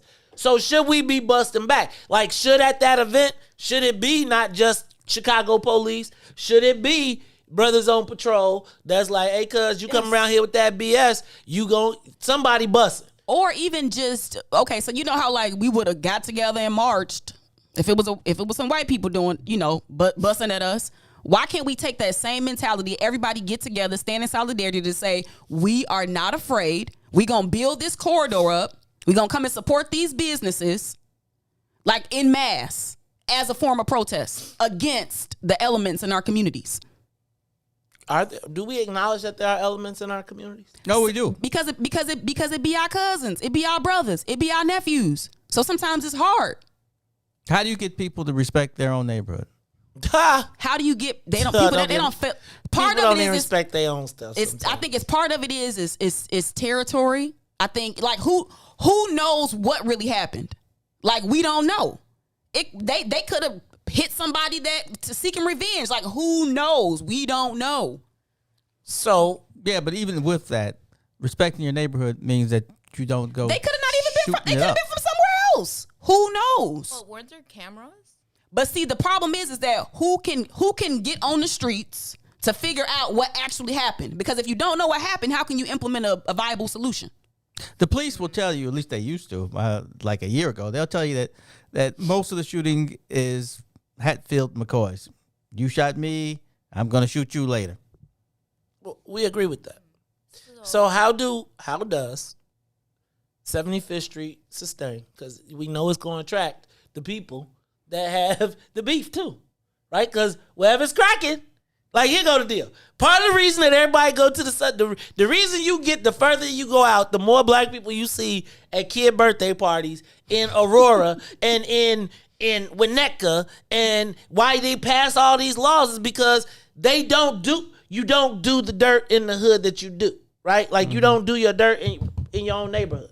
So if I've been doing dirt in this neighborhood, I'm not going to put my kids in that scenario. So if we understand that that's the scenario, if they taking their kids away and they doing all their stuff away, and when they come back, they doing it in our neighborhood, it's just a precarious position. I want to be on 75th Street. I'm not even in front. Like, I like what you're saying, Ruthie, about 75th, but I feel like that needs to be thought out, right? Because I feel like if I was on 75th, like right now to go on 75th Street, somebody is going to say you being a punk, or you saying, how about this? We don't know who did what, and so what if they come back to 75th Street to go get, because the people who did it live on 75th. What if it's just like somebody live on 77th and somebody live on 73rd and 75th is the meeting street? If I may, per the Sun Times. Yes. Eddie El Khatib, owner of A&S Beverages. Eddie. Yeah. His wine and spirit shop was across the street, and he said that his cameras captured what happened, but he declined to go into detail with what was on the recording, saying that the camera showed about a dozen police cars already on the strip before the shooting occurred. Yeah, we knew that the police were on the strip, though, because the police were on the strip protecting the strip. Because remember the weekend before that, it was up, and that's when they were showing all the stripper videos. So that's why I'm saying, like, it could have been to set up the prelude to whatever. I still want to know, how do we protect our neighborhood, though? Like, and I'm not talking about, like, no shade, but tangibly. Like, what's the plan? Like, do we hit the streets? The seniors ain't hitting the streets. The seniors gonna hit that Ring camera and be like, these are the people who walked up the street. Is it because they don't want to kick it out? They don't want to kick it out there, right? Because they don't feel safe? Can I tell you something, Ruthie? If I was going to kick it on 75th, you know how long I'm gonna be there? To 8 o'clock, because by 9:30 I'm sleeping in a mug. I'm telling you, like, I've reached a point where it is like I'm not, and there's a time when, like, the crowd changes and I just don't want to be around young people. Like, not because they're terrible. It's like, yo, I listen to 80s and 90s hip hop. I listened to GCI one week, I'm telling y'all this now. And I learned that dude killed everybody. He said, I thought you was a thug in the club. I learned about so many beefs and so many people. I'm going to just tell you. I just think that we've got to really think about how do you do this? How do you, I don't think it's punkish. It's like, real talk. I'm 50. 75th got a window of till 8:30 with me, 9 o'clock. Maybe we'll go to Francis and support Marlon Wright. We like Eddie. Eddie is, I talk a lot of smack about but Eddie to me is a servant of that community, because he done financed all the black people on that side of the block and trying to get their businesses started before they was cracking, etc. So I get that, but what do we do? So if there's a tape, is somebody going to see Eddie and get the tape and then is black folks going to deal with it? I mean, because the police obviously wasn't. You told the police to stand down. They said, okay, shoot. Now they standing down. They didn't catch nobody because they ain't finna run. Hey, that mean they like, yeah. They looking at the footage. They looking at the footage and they like, as long as it stay over there, we straight. It's the Maze Jackson Show. We're going to take a quick break and then we'll be right back. The Maze Jackson Show. We'll be back after this break. Sissy's Taco Bar Pop-Up is back with more hours and more days. Check them out at their new pop-up location at The Woodlawn, located 1200 East 79th Street. Sissy's Taco Bar offers authentic street tacos infused with international soul. Now every Tuesday, Thursday, Friday, and Saturday at The Woodlawn from 12 p.m. to 7 p.m. New vegan tacos have been added to the menu too. Visit sissytacobar.com for more info.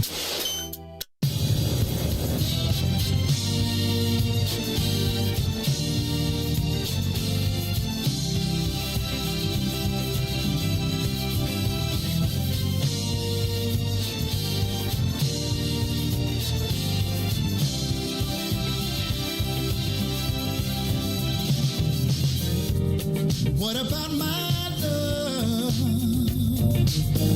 Seems you have forgotten love. I do believe that something went wrong somewhere.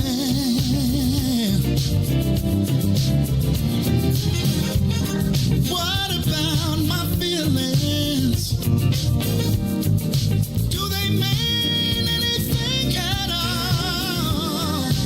You got me so in love, too blind to see. But you got my love. Now you wanna put me down. Now that you got my love, got me standing on shaky ground.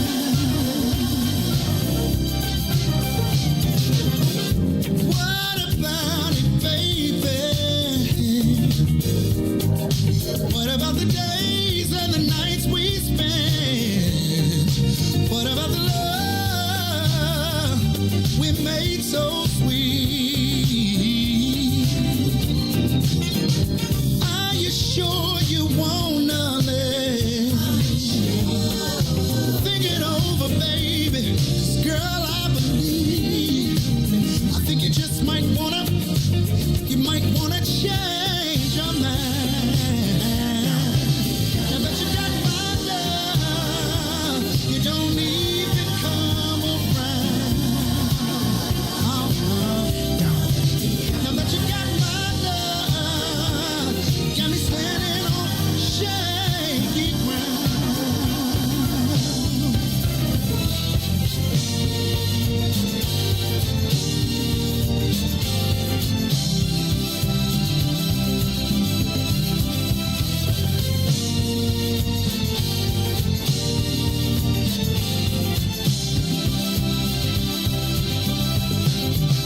What kind of way is that to treat your man?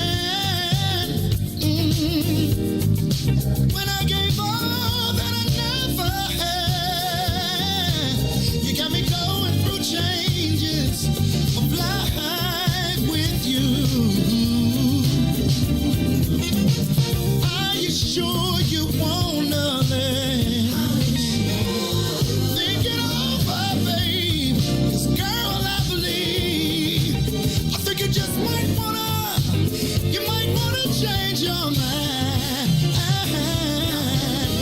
that you got my love, you don't even come around. Now that you got my love, you got me standing on shaky ground. Yeah. Now that you got my love, you don't even come around. You don't come around. Now that you got all my loving, you got me standing on shaky ground.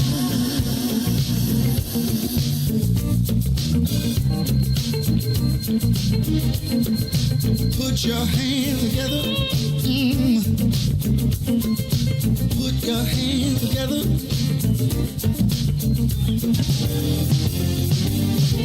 Before you leave out the door, before you leave out the door, baby, won't you change your mind? WIIFTBP. Broken screen? Crash system? Are you in need of spyware or virus removal from your computer?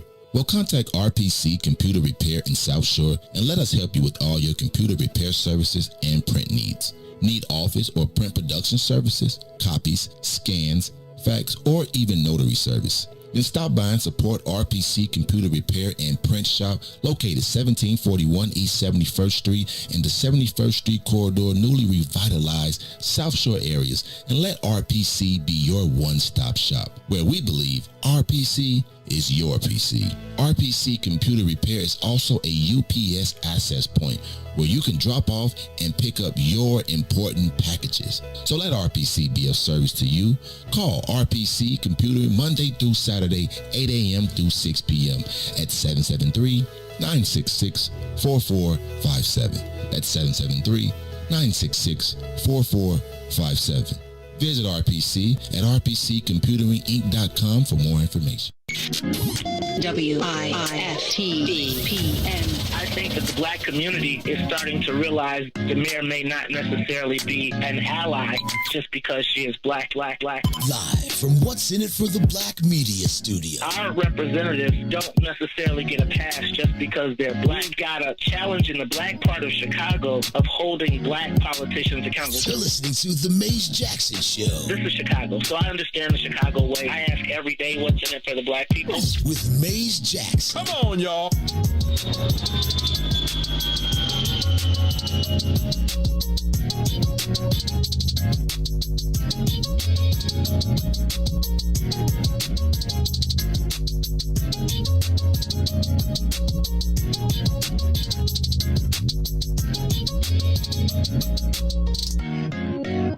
You are listening to the Maze Jackson Show. I'm your host, Maze Jackson. Got my co-host, Ruthie Moore. We still got Todd a little bit. See, that's why I told you, though. He already called off. He called off. We get back one day. He called off for the next two. See how you do? But that's One okay. on, two off. Can I let y'all Like a know fireman. that the countdown has begun? The countdown has begun for our 1 year anniversary. That's right. It is the 1 year anniversary, July 1st of this. And then, can I tell y'all what? And I'm bouncing out again. So we're gonna talk about that because we gotta figure out, Ruthie, who's gonna be your guest co-host while you hold. Ruthie, like, what you mean? If you gonna be here, can you hold it down? Can you be superstar, please? Thank you. We'll talk about it. We'll talk about it. We'll talk about it. But you should be the superstar then, because we can't really count time. No, you can't. And I'll be going in August too. Yeah, so we can take some time off. So I think I think that the summer, we got a lot of big changes coming up right after the anniversary. So that first and second, we're going to celebrate on. I think we might broadcast live. Outside's open. Yeah, I think we might broadcast live somewhere around TP on Friday. Have some breakfast and do some interesting things. I'm trying to see if we can get some of these artists that have been playing on our station to perform for the live broadcast. Let me ask a question. Would you all buy tickets to our live broadcast if we had some of the artists perform, there was some breakfast included, and you could actually be part of the live studio audience? I'm telling y'all, because then we could sell tickets, and then I do it. I'm saying, y'all buy tickets. So look, I'm telling you, we are gonna celebrate the 1 year anniversary. I got something big cracking, and I think we could do like a parking lot concert, sort of. You know what I'm saying? Have people outside, get some entertainment, get some artists, and I was just telling Ruthie about the. I guess maybe we don't want pickup trucks. What? The pickup trucks? No, I probably shouldn't say that. We could have a parking lot party, and then the funds would go to support the things that we do here at the network. Right? Yeah, we've been continually trying to. First of all, the fact that we made it a year, who would have thunk a year ago that we would have gotten this far? So, and I really want to show some love to this morning show team, right? For stepping out on faith, trust, dedication, and then getting up this early every day. And so I want to do something. I want to make it big, and I want to celebrate. As much as I love a party, I want to celebrate my squad, right? Because it takes a lot to hang with me and to deal with me, and for them to be with me for a whole year, right? Thick and thin, good and bad, the whole thing. I feel like we have a lot of talent on the station, a lot of people crisscrossing. I'd love for everybody to come out and just really celebrate 1 year of, they tried to make us be quiet. Like, as the city burned down, they literally said, you don't see it. And there's a lot of people that have supported us over this time and this venture and this effort. And I'm going to tell you, I got a lot of clarity when I was up in the mountains. But I was trying to, what I was trying to do, Ruthie? Smoke something? That was my cousin. He said Ruthie. You know what I wanted to do? I wanted to go to I wanted to do the wigwam thing. You know what I'm talking about? When you go up into the mountains and then you do like the Indians and they give you the thing and you get your mission from God. Right? And you go in the thing and you sweat and then you come out and you're like, you get a vision. Yeah. I have a vision. Some people call it mushrooms. No, I'm just playing. Or LSD, acid. No, it's the peace pipe. Right. But anyway. So you could have done that at the lakefront. So anyway, y'all, be on the lookout. The What's in It for the Black People 1 year anniversary celebration. We probably going to do it on the 2nd, right? Because that's a Friday. The 1st, we going to be in the studio and maybe in honor of that, we should broadcast all over there. Hell no, because we didn't have time, all three of us. But you know what? I'm going to try and put some video together. I was out this weekend and people was like, hey, that's the dude from City So Real. Shout out to Ruthie Moore. Shout out to Herb Howard too. You all, in case you didn't know it, were featured on the big screen. I posted a picture of it, Ruthie. You ain't on social media, so Asia liked it. Shout out to my girl Asia. I heard about it. We were on the big screen at Hollywood Bowl. Sonia, you was there too. Tennille was there too, but they sent us a picture. You know, the producers know my ego, right? They was like, they could have sent me pictures of everybody, but they sent me. But we was on the big screen because City So Real is still rolling. We missed our run, so it's still rolling. So y'all, just good stuff has happened in this year. Did you show that? They were showing that outside. Did you send something? Yeah, I showed that we were playing at the Rose Bowl. Oh, okay. At the Hollywood Bowl. Yeah, like on the big screen. But what was so cold was, did you see the mountains in the background? Like, I'm like, how y'all ain't gonna call us and tell us? They was like, people was like, are you in LA? I was like, nah, I just left. We'll be there. We'll be there. Have my, I'm gonna tell you, I'm gonna only want the blue, and when I'm super famous, blue Skittles and blue M&Ms, that's all I want. Pick all the other stuff out. No, you don't want anybody touching your stuff. Nowadays, you can buy it that way, though. Oh, that's true. You can buy it that way. You know why and I'm gonna have my name put on my M&Ms. You know why they had that in the contract? What? Because it was the Eagles. Because the Eagles felt like they wouldn't read the contract. So the only way that they could be sure they read the contract is they say something crazy in it. Well, let me just tell you. I'm gonna find this one day. I have Redman's rider. What's that? Redman the rapper. What they want. Oh. What they want. The rider is so you pay the contract, but this is what they want in the dressing room. This dude literally had a quarter pound on it. A burger? Got it too. No, a quarter pound. He got it too. And can I tell you what? Yeah, first I was like, McDonald's? That was like no McDonald's. All right, y'all, this is the Mace Jackson Show. It was so much going on. I'm going to point out some. I should tell you that my 8th grade class, 10 of us met this weekend. I felt like I needed to go because, a few of us have not made it. And it was nice seeing them. Where'd y'all go? And man, Tammy should have her own stage show. Where'd y'all go? She should have a show here. Get her You here. probably know Tammy. Actually. Tammy who? Tammy Coleman. I don't, maybe, but we'll figure it out. She could get it. Everybody can get a show right now. I'm sure only Dawn $150 an hour. Dawn knows everybody. Yes, Dawn knows everybody. Book of Dawn. Dawn, she is not the plug. She is the outlet. That is like you want to get on, talk to Dawn. Shout out to Dawn. I'm so proud of Dawn too. You know she's programming all the music at Pier 31. What? Live band music. Yeah. Is that why it's been popping? That's when it's live music. Okay, did y'all? That's crazy. Y'all know y'all didn't come to. Y'all know I had a little shindig last week. I was out of town. I had a little shindig last week, and Dawn brought the live band. Oh, I saw it on something. It was don't man. Dawn be. She was wearing. And the then blue shout dress? out to Walter. Sean. She was wearing a blue dress. Yeah, she was doing. Yeah, that was your event. Yeah. Yeah. Dawn, Devil in a blue dress. No, but she's not Devil. She's an angel in a blue dress. Shout out to Dawn. Shout out to Mark Aguirre, Sherlyn. The champagne had a little tasting. In some kind of way, they mixed in that daggone Danny Sword. Y'all got to watch him. Ooh, I can't even say his name. Sorry. Anyway, can't even tell y'all. Whew, great drinks. Great. Have you ever made? I made a charcuterie tray. Y'all ever make a charcuterie tray? Yeah, I made one. I feel kind of crazy going to Are a those restaurant. hors d'oeuvres? Not salami and cheese. That's hors d'oeuvres. Okay, but you know, I feel like, you ever seen the white people go to the restaurant and they order a charcuterie tray?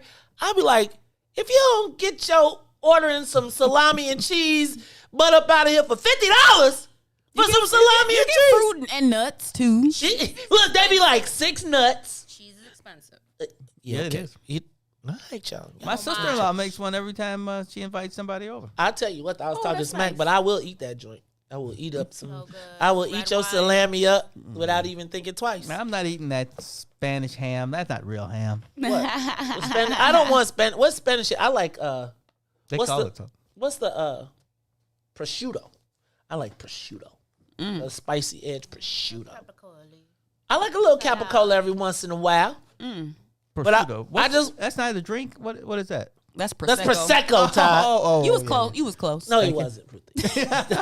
But you forgot. We ain't been gone that long. You don't agree with. You just don't agree with Todd. Okay. Right. Fancy Lunchables. Right. That is what it is. Lunchable. I was selling some kind of way. Don was like, I was like, I can show you how to make some. I know how to make salami roses though. Oh wow. That's an art form. Yeah. I keep telling y'all one day. Speaking of that, if there are any chefs out there, my daughter is looking to become a sous chef. Oh, really? So, if you are cooking and I would like to. She and Hans can make a pizza joint. You know, Hans is trying to perfect New York pizza. Why? I don't know. New York pizza. In Chicago? You failed them, dog. You failed them. Yeah. You failed them. All right, I'm going to run through just a list of things that were on my topics, and y'all pick one y'all want me to stop on, all right? Round and round and round we go. Where we stop, nobody knows. Stop. We haven't gotten it. All right, here we go. Anjanette Young goes to court. Stop. Okay. That's a good one. We getting good at this. But I'm telling you, that's why so many changes, because we're going to spend some time with what we doing. Get our production elements all the way tight. Thank you. Anjanette Young. So, you know, I feel a certain way. Sonia, do we have the spot? Can you play that for me? Because I feel like I told y'all was going to forget. I told y'all was going to forget. So I need you to play this one more time. Today we learned that a Kentucky state grand jury found that the officer responsible for killing Breonna Taylor. Rulings like this one set us back and come as yet another challenge to the hard work and progress we have already made. It means we fight even harder against the systems of inequality and injustice designed to keep too many of us down. We will and we must continue to say her name. We will and we must continue to demand justice. And we will and we must do everything in our power to prevent any more names from being added to this role, like George Floyd, or closer to home, Rekia Boyd, and Laquan McDonald, and too many others. I want you to know that I support you and will do everything in my power to protect you. Regarding the CBS 2 story last night about the raid on the social worker's home, why did your administration go to court to try and prevent the body camera video from being broadcast? And why is your administration asking a federal judge to punish Miss Young for sharing video of her own home being raided? And I watched that video.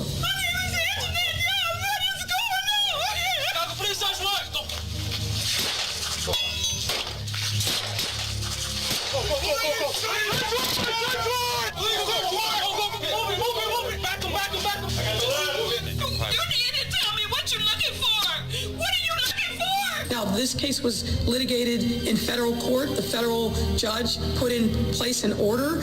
There's allegations that she has violated that. A federal judge put rules in place. It's for that judge to determine whether or not that was appropriate. I'm not going to sit here and second guess a federal judge or how the information related to that matter is handled. That's for that judge who I know and is very competent and I'm sure will be fair in assessing. Because COPA has not yet made a decision in 22 months on this? I just, look, we got to fess up and we got to clean it up. You have the wrong place! You got the wrong house! You got the wrong house! and we must continue to say her name.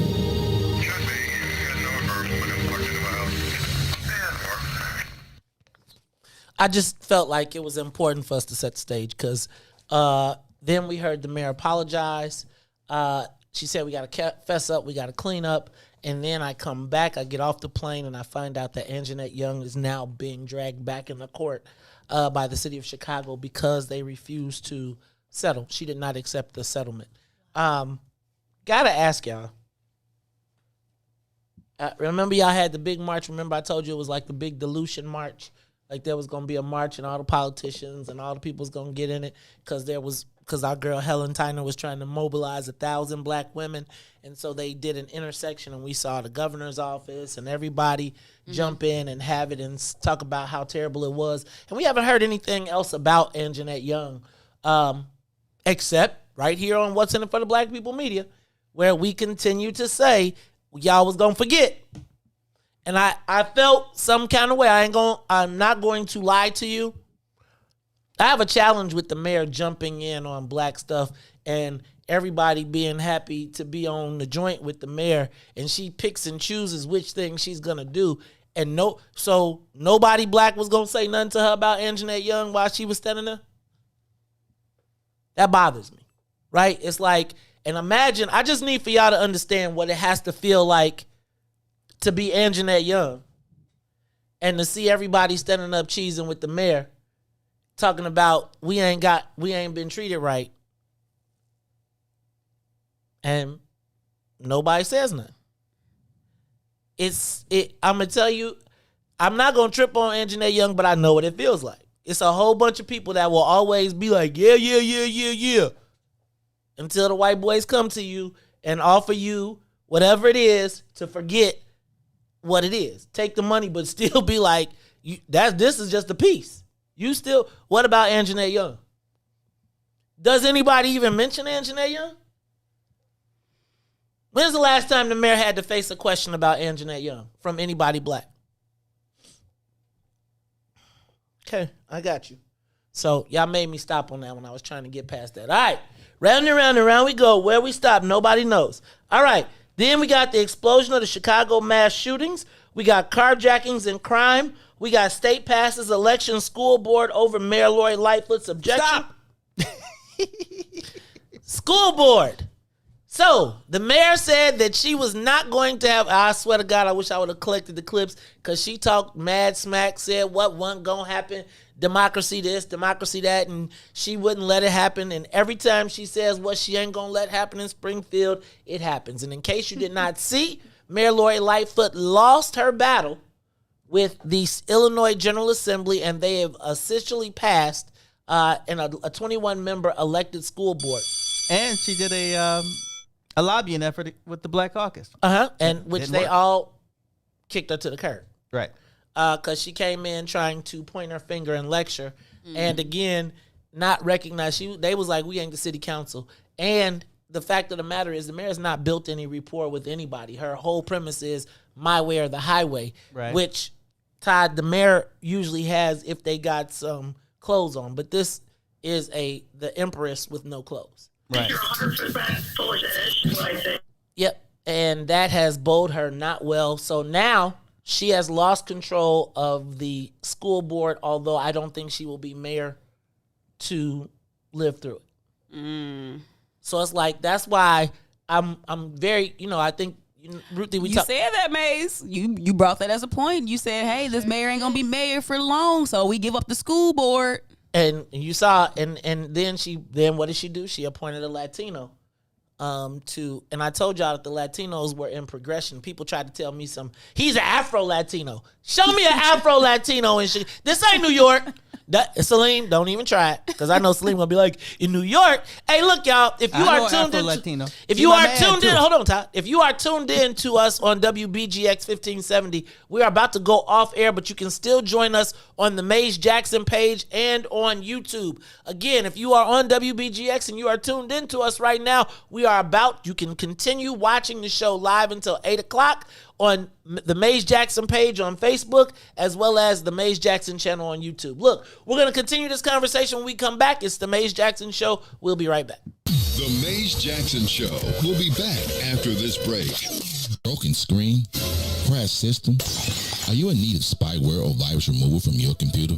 Well, contact RPC Computer Repair in South Shore and let us help you with all your computer repair services and print needs. Need office or print production services, copies, scans, fax, or even notary service? Then stop by and support RPC Computer Repair and Print Shop located 1741 East 71st Street in the 71st Street corridor, newly revitalized South Shore areas, and let RPC be your one-stop shop, where we believe RPC is your PC. RPC Computer Repair is also a UPS access point where you can drop off and pick up your important packages. So let RPC be of service to you. Call RPC Computer Monday through Saturday, 8 a.m. through 6 p.m. at 773-966-4457. That's 773-966-4457. Visit RPC at rpccomputeringinc.com for more information. Hey, sunshines. If you didn't catch the last page in the Book of Dawn, here's what you missed. You found that, but you also, during those times, made a conscious decision to create a base for yourself outside of the Isleys or the great artists that you tour with. And from that, the Mo Fitz Project was born. Can you tell us how and why you did the Mo Fitz Project? Let me tell you something. I had been touring since I was 17. And what happened was your girl Eve was doing different events around town. Mm-hmm. And I remember it was right on 47th Street. Yeah, I think it was Blue 47. One of those spots. So Eve was doing something with them. So they were like, we're hiring bands. I was like, I'm going to put something together and go play locally. Let me do that. And through that situation from Eve, the Mo Fitz Project was birthed. I was like, oh, okay, this would be great to actually come home and put quality guys together and make music locally outside of the touring. I just found another joy in it. And crazy, remember Terrence Kane came up with the Mo Fitz. Oh, did he? Yeah. Rest in peace. Rest in peace. Terrence was like, you need to call it the Mo Fitz, Ruthie. Use your name. This is how that name came about. It was Terrence Kane and my girl Eve Bridgeworth. She was the launching pad for that. And then she would hire me to do different events. And she started hiring me to do weddings and stuff she was doing. And then it just kind of birthed into that. Don't forget to tune in weekdays, 9 a.m. to the Book of Dawn from the What's in It for the Black People Media Studios. Roll Tide, y'all. The Chicago Legal Network is the collaboration of attorneys that concentrate in many areas of the law most needed in Chicago neighborhoods. The CLN lawyers focus on personal injury, criminal defense, and other issues. The CLN lawyers all average over 20 years of legal experience and are dedicated to helping the Chicago community. The Chicago Legal Network is committed to developing black lawyers through mentorship and co-representation. So if you were injured in a car accident, slip and fall, or injured on the job, or you need assistance with criminal defense, including driving violations and DUI, check out ChicagoLegalNetwork.com for more information or call 773-912-3545. 773-912-3545. Call in and say it with your chest. 872-259-7474. That's 872-259-7474. Give us a call and say it with your chest. 872-259-7474. You are listening to the most dangerous show in the morning. The Fraternal Order of Police. It is the president, John J. Catanzara Jr. So we all saw the Anjanette Young video. Naturally, when someone hears, I didn't do it, you got the wrong place, you just discard it. You have an obligation to make sure that the rest of the place that you're doing a search warrant on is secure. Okay, so you used the word naturally. And when you watch that video, naturally, a natural reaction would have been to provide her with some coverage for her naked body. Have you ever been to police? And so have you ever been to police? Let me finish my question. So a natural reaction was not what we saw from those white police officers. A natural police reaction is to secure the scene. So a natural police reaction is different from a natural we're talking about police. We're not talking about you going into a building. We're talking about the police going into a building. Hence why in the beginning of the question, I related it to training. Are police officers trained to not see black people people as human, and so police training would make them naturally react to see me as an animal? I'm not even going to dignify that with an answer because that's just an ignorant statement to make. They went in there looking for an offender who was not there. Do you know that until you searched the whole place? They did. They searched, and she stood there naked. And at that point, after they had the scene secure, she still stood there naked. Again, I already conceded the fact that they could have did a better job covering her up, but her race had nothing to do with it, and you're going to keep implying it. I'm going to keep telling you you're absolutely wrong. Let me ask you a question. Of training? Is it a lack of proper training? No. Oh, man, I keep telling you, you got the wrong place. You got the wrong place. The most disrespected person in America is the black woman. We will kill you for our woman. You are listening to the most dangerous show in the morning. This is What's in It for the Black People Radio. Maze Jackson. Maze Jackson, the most vociferous advocate for black people in the world. For Ruthie Moore, for Todd Stroger, I am the host of the Maze Jackson Show, asking every single day, what's in it for the black people? And if you don't like it, you can still tell them Maze said, Mayor Lightfoot, man, we ain't accepting that. We ain't accepting that. Let's go.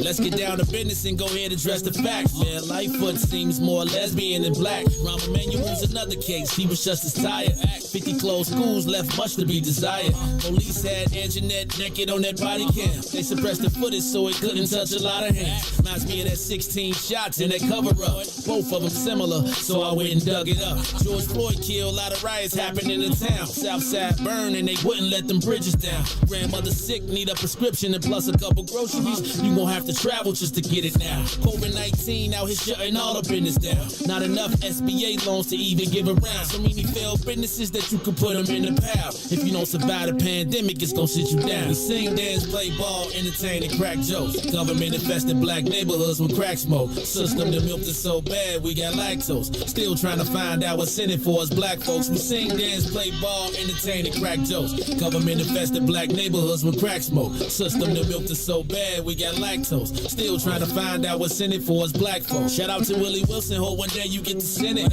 We need some different players in the game to handle business. Too many shady characters like Madigan and Blotto. But when you really break it down, it's typical Chicago. City full of gangsters, it's what the land was built on. Same streets with hood legends, DNA gets spilled on. Carjackers out here lurking, trying to get they steal on. Looking for a block to put them Hellcat wheels on. Let this give bogus appraisals a red line. Car crackers out here getting minimal fair time. And I'm concealed carry, I stay with the pipe. But Illinois gun laws giving minimal rights. Stay up on the swivel, make sure I'm moving tight. Check all of my mirrors when I pull up to the light. Pick my homie up from out of town, man, he caught a flight. He was hella nervous, told him, shorty, this a way of life. We sing, dance, play ball, entertain, and crack jokes. Government infested black neighborhoods with crack smoke. System that milked us so bad, we got lactose. Still trying to find out what's in it for us black folks. We sing, dance, play ball, entertain, and crack jokes. Government infested black neighborhoods with crack smoke. System that milked us so bad, we got lactose. Still trying to find out what's in it for us black folks.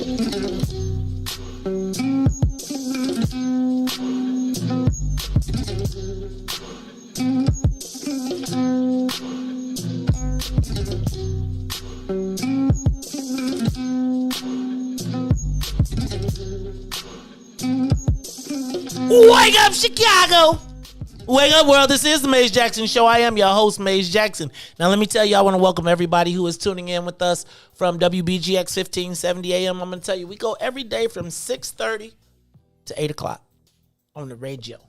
And that's going to change a little bit because I'm telling you, as we move into next year and next season, we plan on upgrading and changing around a few things. And really, you know, we going to be... There might not be microphones here. Y'all might be sitting on couches. Or maybe not couches, plush chairs. Plush chairs. I will be sleeping. Plush chair. You know, we're going to get, not like a granddaddy chair, though. We're going to get us some fancy furniture and some stuff. We got so many upgrades coming for the studio. A lot of changes to the programming. Y'all be on the lookout for us. Because as we surpass our first year, I mean, literally, next Thursday, not this Thursday, next Thursday, 1 year anniversary, July 1st. July 2nd, I think we're going to have us a concert. and a breakfast and a live broadcast and some DJs and some. I'm figure it out. I'm gonna need some sponsors. Now I know we got some people that would be out there that would love to have their name on the stage. I'm gonna tell you something. The What's in It for the Black People family is probably one of the most loyal and patronizing families ever. And when they find out that you got a business and you support, we will support you back. So I'm gonna have a package. I gotta talk to Booker Dawn because you know she is the musical. She the A&R of the station, right? Because she found all the music. Bookings. I mean, we gonna have to see if we could get her in to do our joint. What'd you call her? A&R? A&R. Artist and Repertoire. That's the person that goes out and finds the magic. And puts the artists together and be like, anyone, enter. And you better charge more than that. Man, I'm gonna tell you, Dawn was the entertainment coordinator at my wedding. What? Wow. Yep, she booked the band. Did you have like dancers like they had in Come to America? No, I had but I did have Walter English, and actually some of the guys that performed at the last week were actually performing at my wedding, and we had a live band and they sang "Stay" and everything. It was pretty dope. We had a saxophonist at our wedding. Did you have Kenny G? Luckily, Janine hadn't gotten into the chapel yet. You had Kenny G. You had Johnny D. No, we had Kenny F. It was that bad, huh? Yeah. Oh Lord. But at least he was free. Oh, see, that ain't that. I've decided that free is not a good thing. I'm starting to recognize in a lot of cases. He wanted to play our wedding so bad. He was from New Orleans. I didn't know him from Adam. I'm like, why'd you want to be at our wedding? Because he said because he was trying to get close to your daddy, dog. No, he's from New Orleans. He didn't know who I was. Yes, he did. Because nobody else would let him play then. Maybe that's was probably it. So he could add you to Needed some practice. Practice? Practice? I could see if we was talking about a game, but practice? Talking about practice. Practice. All right, I got some more stuff. Y'all be stopping me on my list. I didn't even get all the way through it. All right. Y'all can give us a call, too, if you want to. You still can call us, 872-259-7474 if you missed us. If you want to just talk to us. Man, where'd the number go? It was posted on the wall. Now I can't say it because I don't know about Heart. Because, Ruthie, you didn't notice the studio upgrades? Yeah, but... You didn't so I took that off. I'm going to put it in a framed something. But it's right there on the screen. You can read it on the monitor. Aha. And then tomorrow, when I put this monitor on there, then you'll be able to read it real time, and you'll see it on the monitor. But y'all didn't know I did a lot of studio upgrades. So I told y'all when I was gone, when we closed the studio for a week. And then the week that we closed, I came in, I touched up all the paint. I hated that drip. There was a drip over there. I remember that. And it was like every time there was a picture of something, that drip showed up in it. And it was just like, so I painted that. You see, I painted all that. Then I installed LED lighting. So we're actually in a blue room right now with Ruthie. Never again will we have to worry about the lighting falling on us. Because if you notice, I sandbagged them all. I bought sandbag rings. And so now if you bump into them, they won't fall. We have a new lighting system coming in anytime in the next few days. I also hung draping so that now we can change the set. So for instance, if we want to do a show, I don't think everybody should necessarily get this look because it then takes away from us. Right? So what we're probably going to do is start putting they'll have a black backdrop and we can add a logo or something along the lines. But I think that this is a special place. This room is, and kind of, it gives a certain ambiance for us. I painted the door. So now when you come out, you know how it used to be that big white blob that would be over there in the corner. If y'all notice, Ruthie's door, the lion comes out the blue door. I painted all the baseboards. Did you tape before you painted or you just painted? No, I taped. Dang, you got it cracking. I taped. And then on top of it, I adjusted. So you know how somebody does a job and at the end they get tired and they just be doing something. So remember at the end, Crave just kind of just tagged it. He just threw WIIFTBP up there. I had to repaint the black wall, the studio wall. I painted the whole wall. And then I primed out the old WIIFTBP and put up new WIIFTBP with stencils so it looks much more professional. Yeah. Also rewired. You notice I rewired and You see our new silver tubing? A rig. Yep. I got us. Man, I'm telling you. Y'all don't even understand. Now, I know we're going to be flying around and everybody's going to be taking time off during the breaks, during this summer break. But when we come back, y'all going to be like, jeesh. WIIFTBP Media. The Maze Jackson Show. Y'all, I'm taking it there. We finna be rich and famous. But before we get rich and famous, we need y'all to support us. Because we are going to have the What's in It for the Black People parking lot party. PP. PPP. I want to bring y'all low plane and actually make it to the destination just once. Oh, you know what? We have to talk about that. All right, y'all. So more going on. I'm so excited. I'm excited. I mean, we get to see the people again. Yes, I am. I'm excited, beyond excited to see the people again. And I'm gonna tell you. You got your Depends on? I don't even know what Depends on. You said you were excited. I'm not that excited. I'm not that excited. I'm gonna tell you though, it is funny because every time I go somewhere, somebody be like, I don't keep y'all in my pocket. They be like, where Ruthie? I be like, Ruthie is somewhere having a hot girl summer. So they be like, where? Like I'm saying, in Robbins, we could have done a live broadcast and we could have. I'm telling you, they was like, where Ruthie at? I was like, I mean, I know she's little, but she's not that small, right? She's not that small. I could, but between. Let me stop. I had a sighting while I was out. Okay. And it's the same thing. People always say the same thing to me when they see me in person. I get this a lot, and it's you so little. Rogers branded you. So All right, y'all. Well, I'm gonna tell you what. We're going to keep on pushing. So y'all stay tuned and y'all keep bearing with us because all I ever want to do is get better. That's all I want to do. I want to get better. I want to provide you great content. And somewhere in the middle, I want to get rich. Somewhere in the middle. Well, yeah, it's challenging getting rich with black people though. Right? It is. It's just tough because I don't think we're accustomed to economy. And then we're in this limbo where we're supposed to kind of detest it at the same time we need it to even be able to do it. It's a weird space. So I just decided that, guess what? I'm going to get paid. I'm going to do my best to help people, as I've always done. And if you ain't with it, there's plenty of places for you to be. And I think that's where I want to go right now because I got a whole list of things, and I'll just sprinkle them in during the week. But I was thinking about this Juneteenth celebration and the controversy that I have seen surrounding it. And maybe maybe I'm just in the social media space, but I've seen a tremendous amount of controversy around the celebration of Juneteenth. And I don't know why is it that it seems like we're critical of everything. Now, I find it interesting that there were so many people that were against, or not against, but openly voicing negativity regarding Juneteenth as a, why do we care about this, whatever. Now, same people be like, they can't wait for the 4th of July. Be having barbecues, be at the whole thing. And I get it from the standpoint that it goes back to my original social media question of the day, which is, have we squandered the George Floyd murder?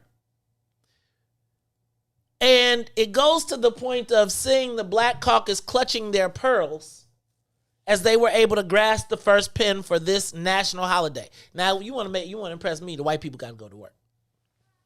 It would be like black people only, then I would have been a little bit more impressed. But I feel like there are a lot of black people that put a lot of hard work, time, and energy into creating this holiday.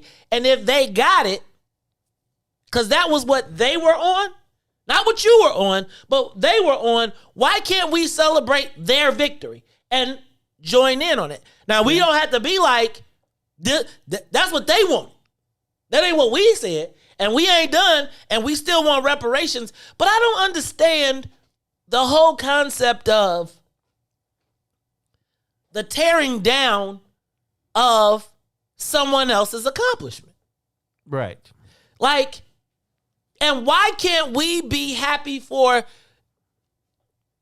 I recognize the concept of symbolism. And I think maybe that's where it is, right? Where people feel like the white folks think they get away with something and it's a slick one and they gave us this and now we don't want reparations. No, we still want reparations. But I don't know why it seems like people have taken such a hard line in digging in against this. What is it? Ruthie? I sure don't know.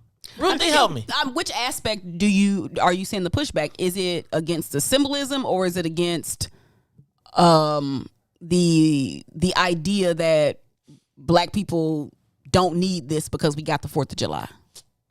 I feel like I'm pushing back on black people publicly criticizing the work of other black people. Oh, okay. I feel like there were a lot of people that were invested in. That's why I'm not even tripping. I don't like the mayor, but I'm not going to trip on the fact of I'm happy Black Culture Week was successful. Mm-hmm. Mm-hmm. Like the pictures, all of the stuff, that was great. It's only symbolic if we make it that way, to me, right? Like, that's white people say, keep on giving. Keep on giving. That ain't it. That ain't enough. But I don't know why it feels like your blackness is some kind of way defined by your willingness to be against everything that anybody else does. It seems like we define our blackness by being able to point out the holes in black people stuff. I love to beat the heck out of... I'm going to beat the heck out of the political space because we're supposed to get something back. But 20 years ago, that fight of the Juneteenth, I'll be honest with you, I ain't been a Juneteenth fighter. Mm-hmm. I think it's cool that we got a black holiday that we can call a black holiday, and we still haven't organized that yet, which is why Walmart and everybody else was in a position to take advantage of it. And that was, remember when we was talking about that? Right. And again, we didn't put our own flag together, so we let them plan it all out. But again, I don't know. There are black people that celebrate this day. Black people been celebrating Juneteenth. Oh yeah, we used to when I was a rep. This is the 90s. We used to have a parade. Go down 79th Street to. It was a long parade. Literally like Stony Island to Rainbow Beach, and it was a Juneteenth parade. So and they would dress up like it was 1860. Oh Lord, they had shackles on? No, not that way. Okay, I was like, I don't. But no, so again, I feel like because we don't have a defined who we are. There you go. So because we don't have a defined who we are, it's like whack-a-mole. Mm-hmm. It's like whack-a-mole. So somebody come up with a cool new name, we with that. Right? So we ADOS, we Freedmen's Bureau, we in Cobra, we all of these different things. And if you wear the red, black, and green flag on Juneteenth, then you ain't black and you don't know what you talking about. And it just gets to the point of what's the purpose of us denigrating our own piece? Now, unified, the answer is this is awesome, but this ain't reparations. This is a start. This is the first step. Mm-hmm. And this is me with my whole piece of trying to change my mentality of saying, like, why do I have to be against? I got to understand what your purpose in life is. Some people, their life's goal was to get Juneteenth a holiday. Mm-hmm. If they got that and they tap out because in 1932, that symbolism meant something to them, and it was a fight to get all the way to the point right now, I'm not mad at them for that. Are we mad at the King holiday now? Because it really is symbolism. Didn't nothing change. It's community service. It's peace. But again, why are we critical of? I think we need all voices in the fight. In the absence of a centralized method to organize, you're gonna always have dissension around everything. But to the people that are Juneteenth naysayers, for whatever reason, if it's because it's too much symbolism, it's because we want reparations, like whatever it is, I think that those people still should be able to have their voices heard because they right. I would say this: have your voice heard in the forum, in the Black forum. I don't know. So it's part of my whole, like, I came to another epiphany. It's like, I'd be like, I don't necessarily fit into I don't know where I fit in Chicago, right? Like, because I don't fit into the blackety black crowd, right? Where it's like, I'm so black that I'm so self-righteous that I ain't gonna lie. Until we come up, I'm gonna survive in the space that we are, and I'm going to do my best to create an environment of success in the universe that I have. And as our millennials take the tip of the spear and they keep pushing the ball forward, I will fall back, and when they get it done, I'm going to be with that. But in the meantime, I'm going to be in a place where I can help people. Mm-hmm. That's what I'm going to do.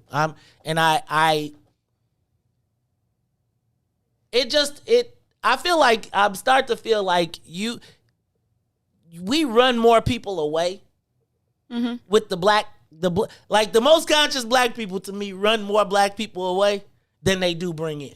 Because, again, if you are the black person who was, I told you, I listened to GCI all last week. Yeah. Right about my neighborhood, all the brothers that would normally be standing outside, be like, Ross Blow. Well, they don't say Ross Blow. They be loud, right? Mm-hmm. I'm talking about the whole block. It was red, black, and green flags. Now, somebody probably was like, you don't know what look, brother. If we got people in, and this is a way to bring people into a state of consciousness, right?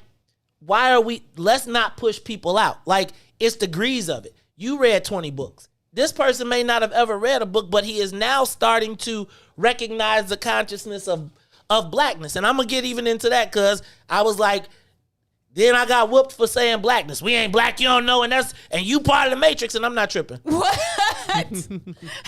And I was saying to myself, it was me and brother, I was talking about this whole blackety black.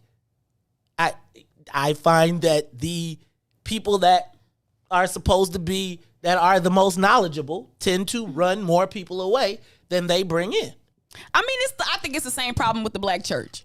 That's exactly it. The black church is a great test tube experiment for the state of black consciousness in black America. And hypocrisy.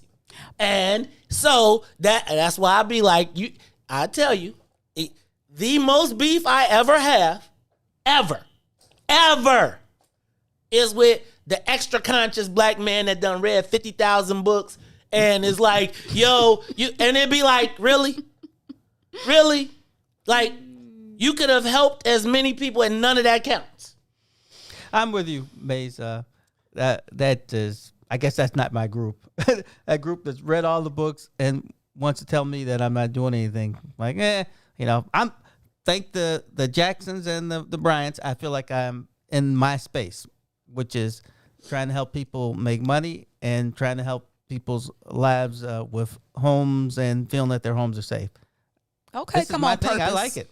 Thank you. And it's like, I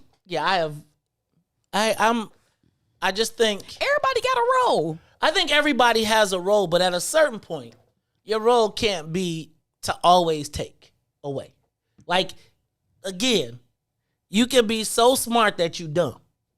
And in my estimation, we got some people that are so conscious that you got guys who would have been using red, black, and green 10 years ago for something meaning something way more, to brothers being like, hey, my brother, what flag is that? I ain't up on that. Right? My brother, well, that's the white people's, look, I had to break it down. I was like, that's the Juneteenth flag, but the white lady made it because I felt like, right? But the white lady made it, so we gonna fix it by the next 5 years, but give us a minute. They sprung this holiday on us and didn't give us no chance. And they was like, here go the plan. But you know what I think? So you know how you said, like, it's levels to consciousness. So if it's Juneteenth, but if you go get all your stuff from Walmart or from the Arab corner store, then it's like it's different levels of consciousness. So I think we just have to keep shifting consciousness, and sometimes you got to just meet people where they at. That's the point. That's exactly my point. Meet people where they at and be an example to make them want to be more like you, not run away from you. Right? while they become conscious. Consciousness is an evolutionary space. And I think as I watched this debate, like I'm just telling you, I was watching the debate over just the Juneteenth, and if I was the average black person, I'd be like, man, y'all keep this joint. Give me the 4th of July, because I don't even know what I'm supposed to do, right? Like, I don't even, and it's just interesting to me because, again, I'm just telling you, watching the mayor, she was tough. That's tough for me. Knowing that she was just doing Anjanette Young and then gave away our joint, gave it away to the black people, gave away the school district on the same day. She was like, you free now? And on that note, we'll be back after these messages. And I'm black, y'all. And I'm blacker than black, and I'm black, y'all. I'm blickety black, blacker than black, black. I'm blacker than black, yo. Because I'm black and I'm back. Yo, I'm black and I'm black, yo. The Maze Jackson Show will be back after this break. Broken screen? Crash system? Are you in need of spyware or virus removal from your computer?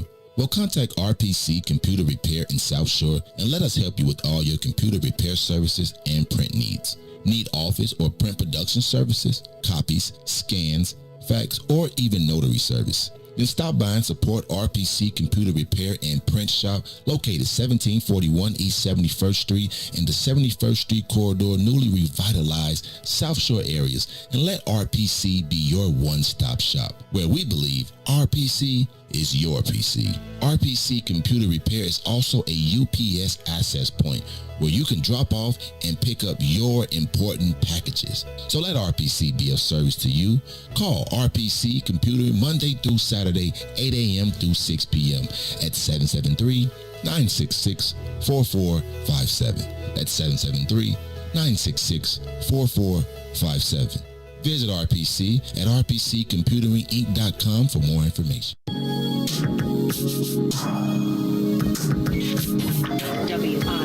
WIIFTBP. I can see it in your eyes. You've been hurt way too many times, baby. And if I'm being honest, yeah, I can tell, girl, that you want this. Yeah, but I can only wait for so long, girl. Giving us both some space so we can see, but don't make this too hard, yeah. Cause I still want you right next to me, girl, it's plain to see, yeah. Don't play with it, baby, life's too short, gotta make a decision, yeah. It's time to make up your mind, girl. You gotta make up your mind, girl. You don't have to say a word, the writing's all over your face, yeah. You don't have to hurt no more, just give me your love, you don't hold back and let it go. But I'ma only wait for so long, girl. Giving us both some space so we can see, but don't make this too hard, yeah. Cause I still want you right next to me, girl, it's plain to see, yeah. Oh, baby, life's too short, gotta make a decision, yeah. Back to the Maze Jackson Show. Hey, y'all. You can let that play for a little while. This is the Maze Jackson Show. I'm your host, Maze Jackson. Got my co-host, Ruthie Moore. Todd, the part-timer. Shout out to Sonia, Escobar, in the building. Hey, y'all. Shout out to all 300 people, 340 people that are watching us live. We appreciate y'all. Good morning. If you're on Facebook, if you're on YouTube, if you're on Twitter, if you're on Twitch, we appreciate you. Good morning from Chicago. Good morning from Chicago, because we worldwide. Worldwide. Fresh for 88, you suckers. What's that, BS Marquee? BDP. I was close. No, you weren't. It got the same amount of syllables. BS Marquee, BDP. Oh, I see. You ain't. That's not fresh, though. Come on. All right, y'all. Crush Groove was on the other day. Crush Groovin'. Shout out to all the people that got to go back to work. Into office buildings. Mugs done got comfortable not going to work. Shout out. You can do it. You can do it. Hey, man, you going to like seeing your coworkers, though. No. You can see them on Zoom. See, you got to do stuff you love. I would not want to be with y'all on Zoom every day. Really? You would want to be in person with people? With y'all, yeah. I wouldn't want to do this Zoomy every day. I'm not for No, I wouldn't. I look, Ruthie, like, damn, Todd. I thought I had it worked out. No, no. There's something about personal energy, and I feed off of people, like good or bad. Because I feel like what's old boy where you can eat good energy and bad energy, and it all just make you nuclear. That's me. I'm a better in person. I always be trying. I can't never get the background right when I'm on Zoom anyway, unless I'm here. You need a green screen. I got one out there. But then it's on. Then I'd be like, and then my video be. All right, y'all. People that stare at themselves. I be staring at myself. I be doing my. Man, I seen on Zoom now they put makeup on you. They'll give you new eyebrows, all type of stuff. I was like, nah, I want to be like the vampire. What if I turn into a cat? I am not a cat. Yeah, right. Stop with the filter. That was funny. Oh goodness. Hey y'all, did y'all see that while we were gone?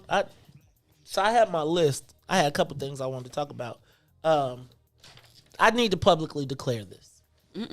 I do. Racism as a public health crisis? That too. But first of all, before we get to racism as a public health crisis, can we create a rule that says that if you owe me money, before you talk crazy on Facebook, you got to pay me my money back first? All of it or percentage? No, I want it all. I'll be like, dog, what, like, and let me just tell you, part of the reason that the Maze Jackson show is what it is because I've shared my evolution. Right? I've shared every bit of what I told you pre, post, during, what happened when. So regurgitating my history and where I got it, you only make yourself look stupid. And then let me just say, even when I try to block mugs, it's like 17 of them. So it's like, I'll be like, let me just, like, if I don't even need to see what you got to say. If you trying to trash me, that's cool. But why you got 17 profiles? Who you trying to be? And then let me finally state to the people who egg that BS on. Right? Like, you don't got to be in my... I don't need you to play two ends to the middle. Be where you gonna be. You weren't even on air and you was beefing? I wasn't beefing.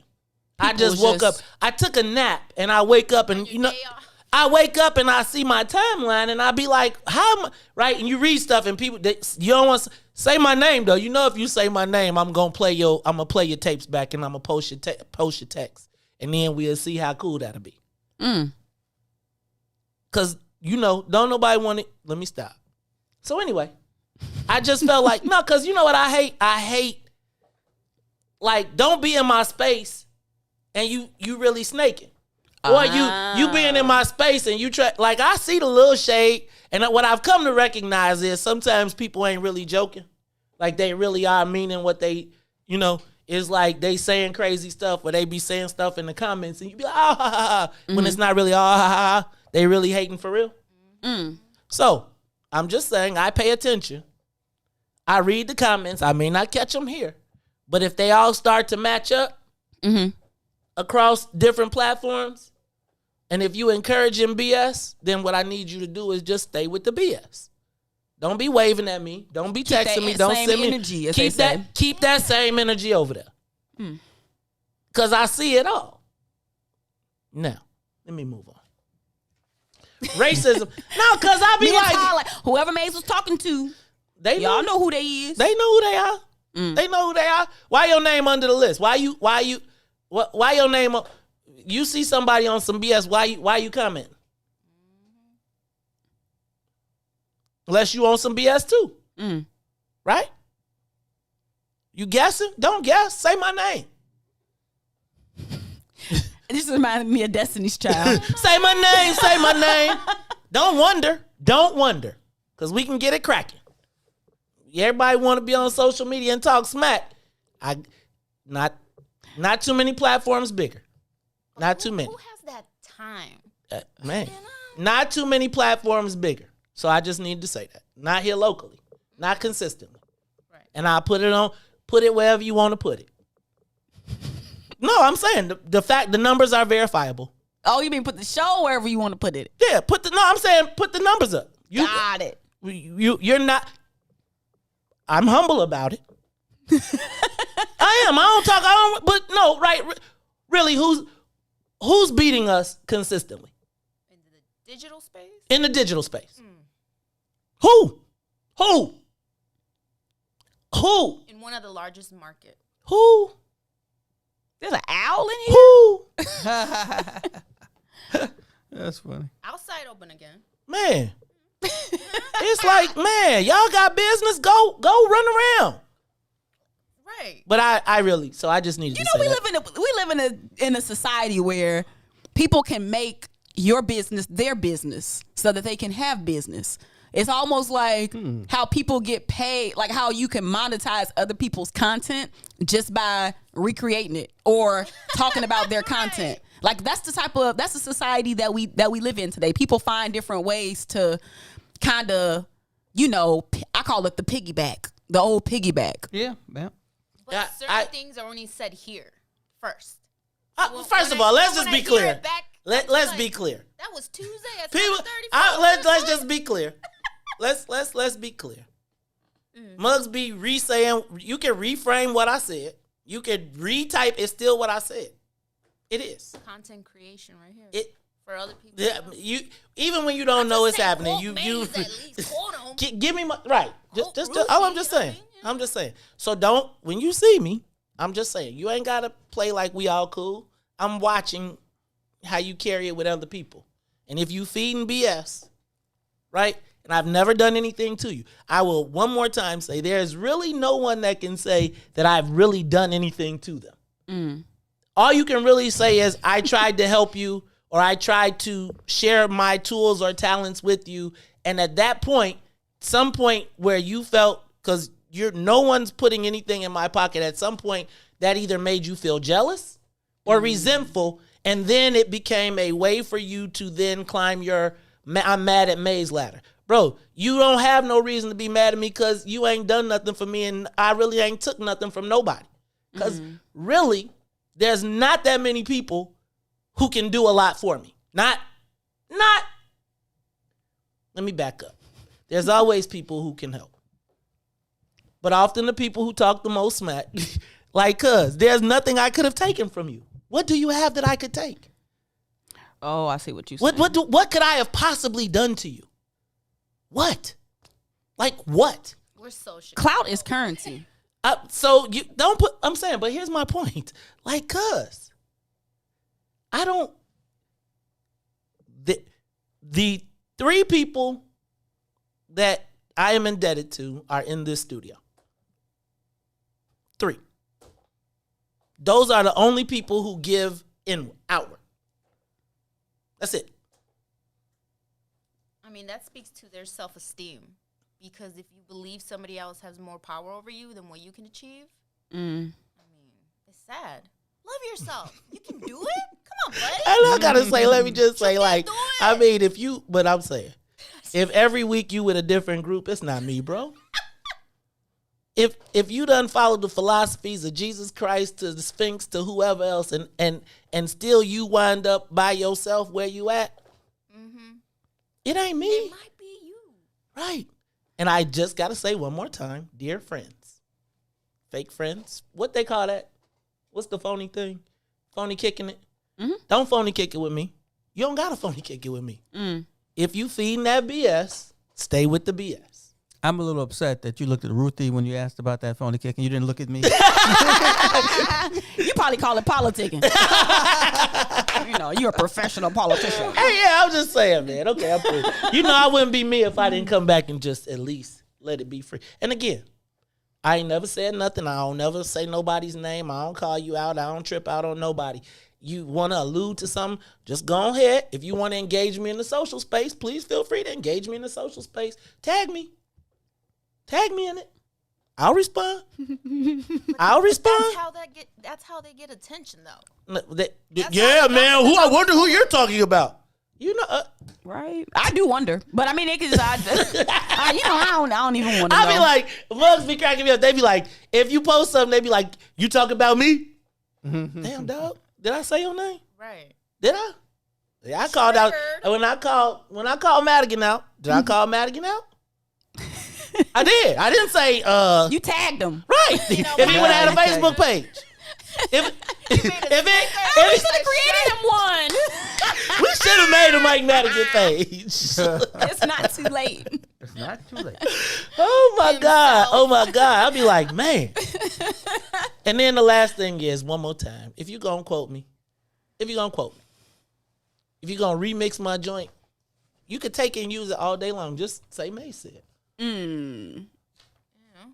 mean, that's all I'm saying. They not frenemies.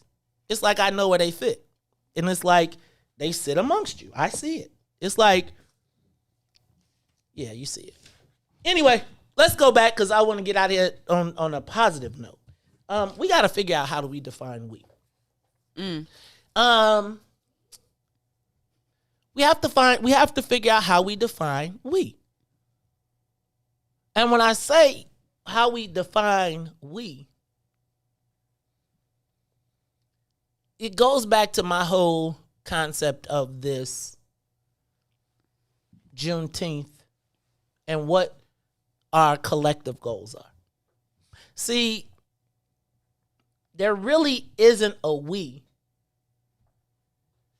And I want to figure out what is it that we can put.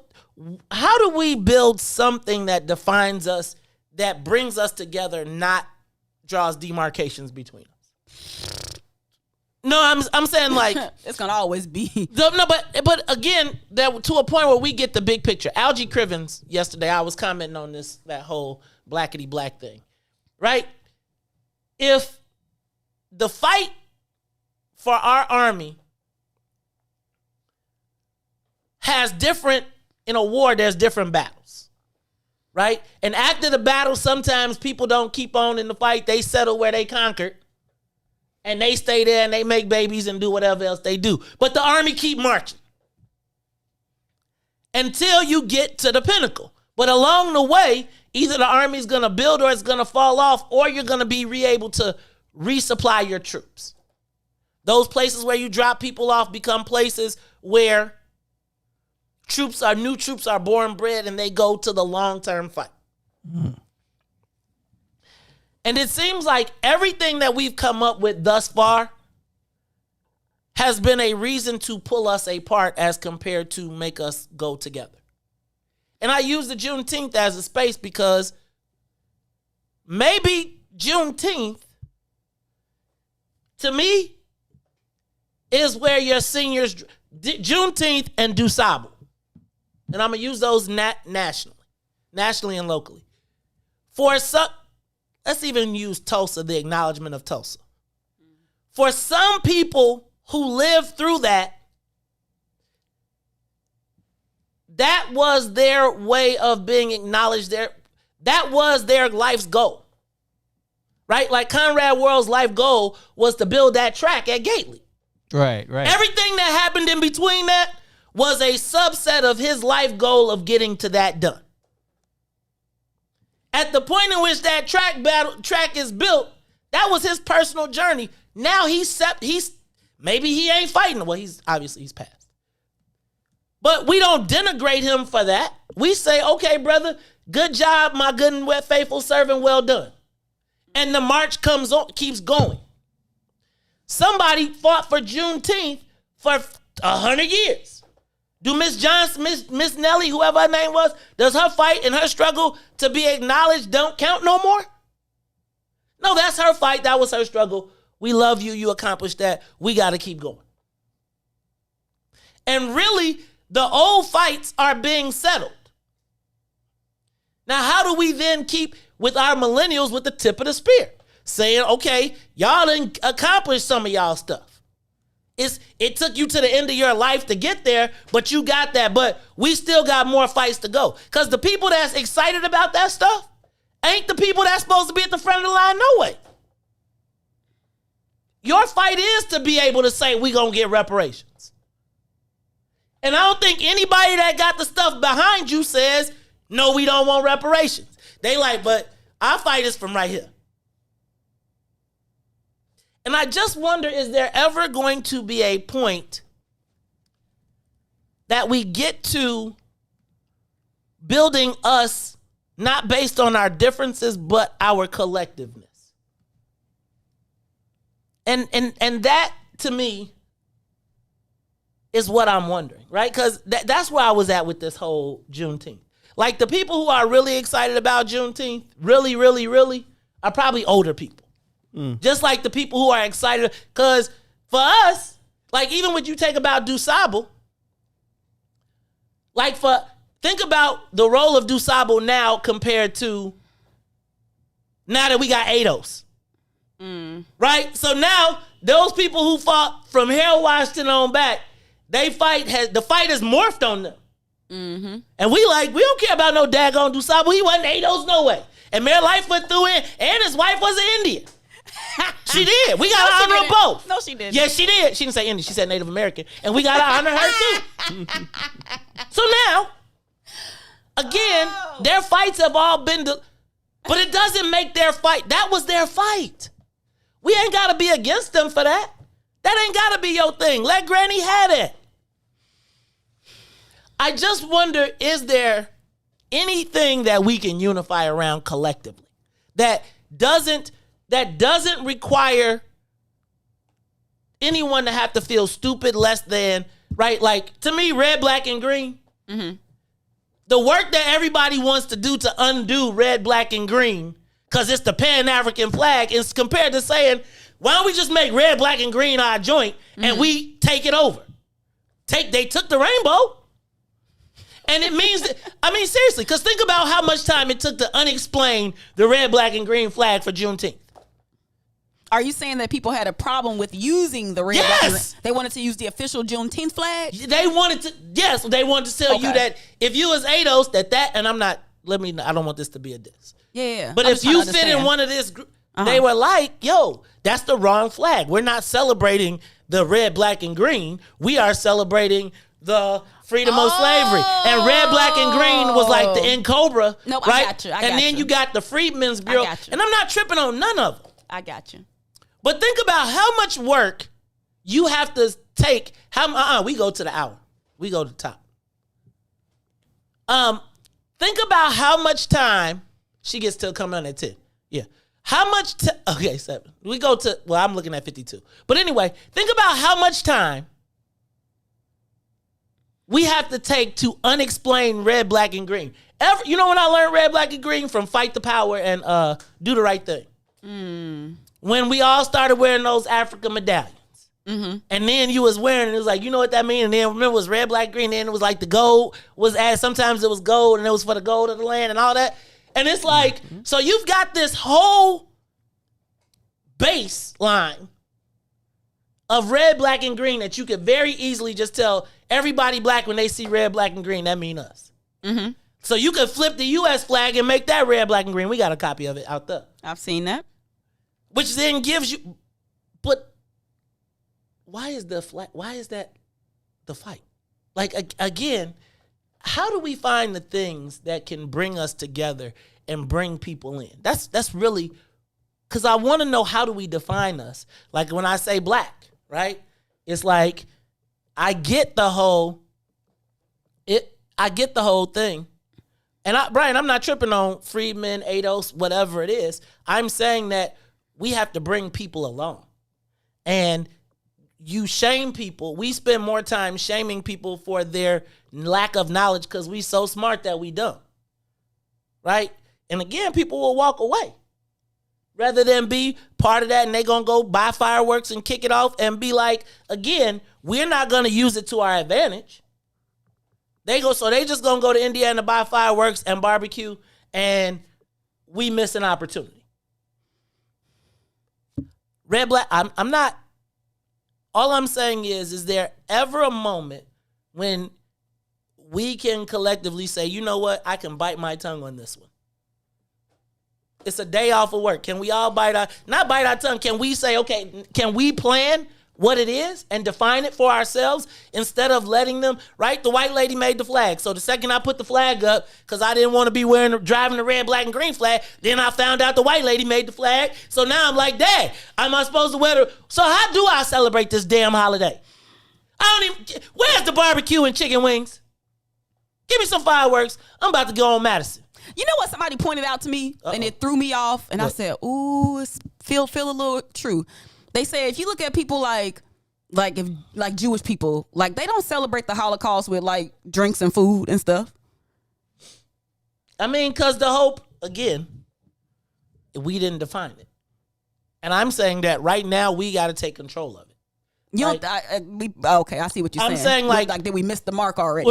And I'm not saying we have to miss the mark. I'm saying like there should be a Juneteenth national committee that says this is what the commemoration of Juneteenth means, and put it together, and then say we take away all their symbolism and put it in. Even if it means at the end of the night we burn a white cross in a white person's yard, I don't care. What? I'm saying we ain't gonna put you on the committee. Burn it down. That was a tribute to you. Burn it down. But all I'm saying is, okay, so what is the convening of blackness? It has to be intergenerational. I'm with that. But when is the convening of blackness? When is the convening of all of the people, all of the YouTube stars, all of the social media activists, all of the people? Because I'm gonna be honest with you. That's really what drives the conversation. It is. It really is what drives the conversation, because we ain't lobbying in Congress. They wasn't really listening to us when that happened. So it essentially means that even if Juneteenth is the day that all the black people organized to plot our revolution, I don't care. But what I am saying is there anything that brings black people together that does not include barbecue and... That's what I'm trying to say. Like, as long as they can keep us dancing. But what about, okay, so again, don't make it a dancing holiday. That's what I'm trying to say. But again. But you know, we have a propensity to like to kick it and socialize. And so my thing is, if you know your people. Celebration. So you could say that Martin Luther King Day is not a day where people barbecue and do all that stuff. But what do we do? But what do we do though? What have they conditioned us nationally to do? A day of service. Right. So to me, that you already given up your position right there. I don't want no service. How about a day of action? I want a day of I want a day to be served. Service is action though. No. We talk. Okay, I get where you're going with that. All I'm gonna say though is this, right? And even as we have this debate, right? And this is part of why I'm about to stop. This is why I'm about to stop blacking it, right? Why? What? I'm about to stop blacking it because, like, right now, all this debate and what's gonna happen is the people who really need to hear this, they gonna be like, man, what I'm gonna be arguing with y'all for? I'm about to go get me some barbecue, and they don't see the same things. And it's like, again, you done ran more people away. This is a conscious conversation. But when you start talking and you start it's like going to church, man. For the lack of knowledge, my people shall perish. Come on. So people need to be educated more. We're not all on the same page. Different levels of consciousness. And at that different level, so if you know that the barbecue is what's going to bring them in, and they start coming to the barbecue at 5, and every year you be like, and then, and there's a program. I don't know. I just wonder, is there anything that we as black people can agree on? It's reparations. I agree. A program, you do 2 minutes, 10 minutes, because, people. No, we don't want no program. No, people have short attention span. Your 10 minutes is an educational program. It's to inform. This is what we're all here for. This is why we're here. But what's the why, though? What is the why? Because white people needed to get rich, and now they don't like you no more.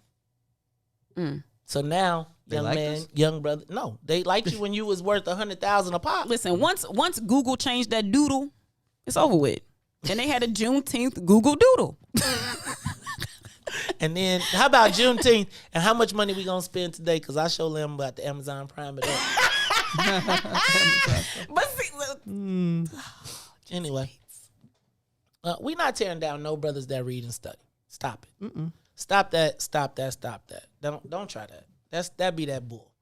Yeah, we ain't stopping nobody who read and study. We are talking about your approach. It's your approach. It's like you can read and study, but if nobody listens to what you teaching, then it doesn't help. Oh yeah, I just find myself blessed that I had a ton of books at home. Right. Come on, man. And we all read here. We all study here. We wouldn't be here. We wouldn't even be talking. But there is a thing about approach. And that's with good morning. We are back. I'm gonna tell y'all. It's too much. That's why I said, is there anything that we can agree on? We talking about, so we defend the brothers and sisters who don't study. And then if you ask, can we get them in? Then we defaming the brothers and sisters who do study. Is there anything that we can get? I believe we should practice. All right. Practice makes perfect. So it is the Maze Jackson Show. And what I'm gonna do is I'm gonna keep on doing right by my people. Right? That's what I'm gonna do. Hey, and anybody that don't like it, their ideas, I'm not concerned about it. Honestly, it's like I could do what I could do, and I know what I have. It's the Maze Jackson Show. So for Maze and Sonia and Ruthie and Todd, I am the host of the Maze Jackson Show, asking every single day, what's in it for the black people? And if you don't like it, you can still tell them. Maze said, we out of here. Stay tuned for the Book of Dawn.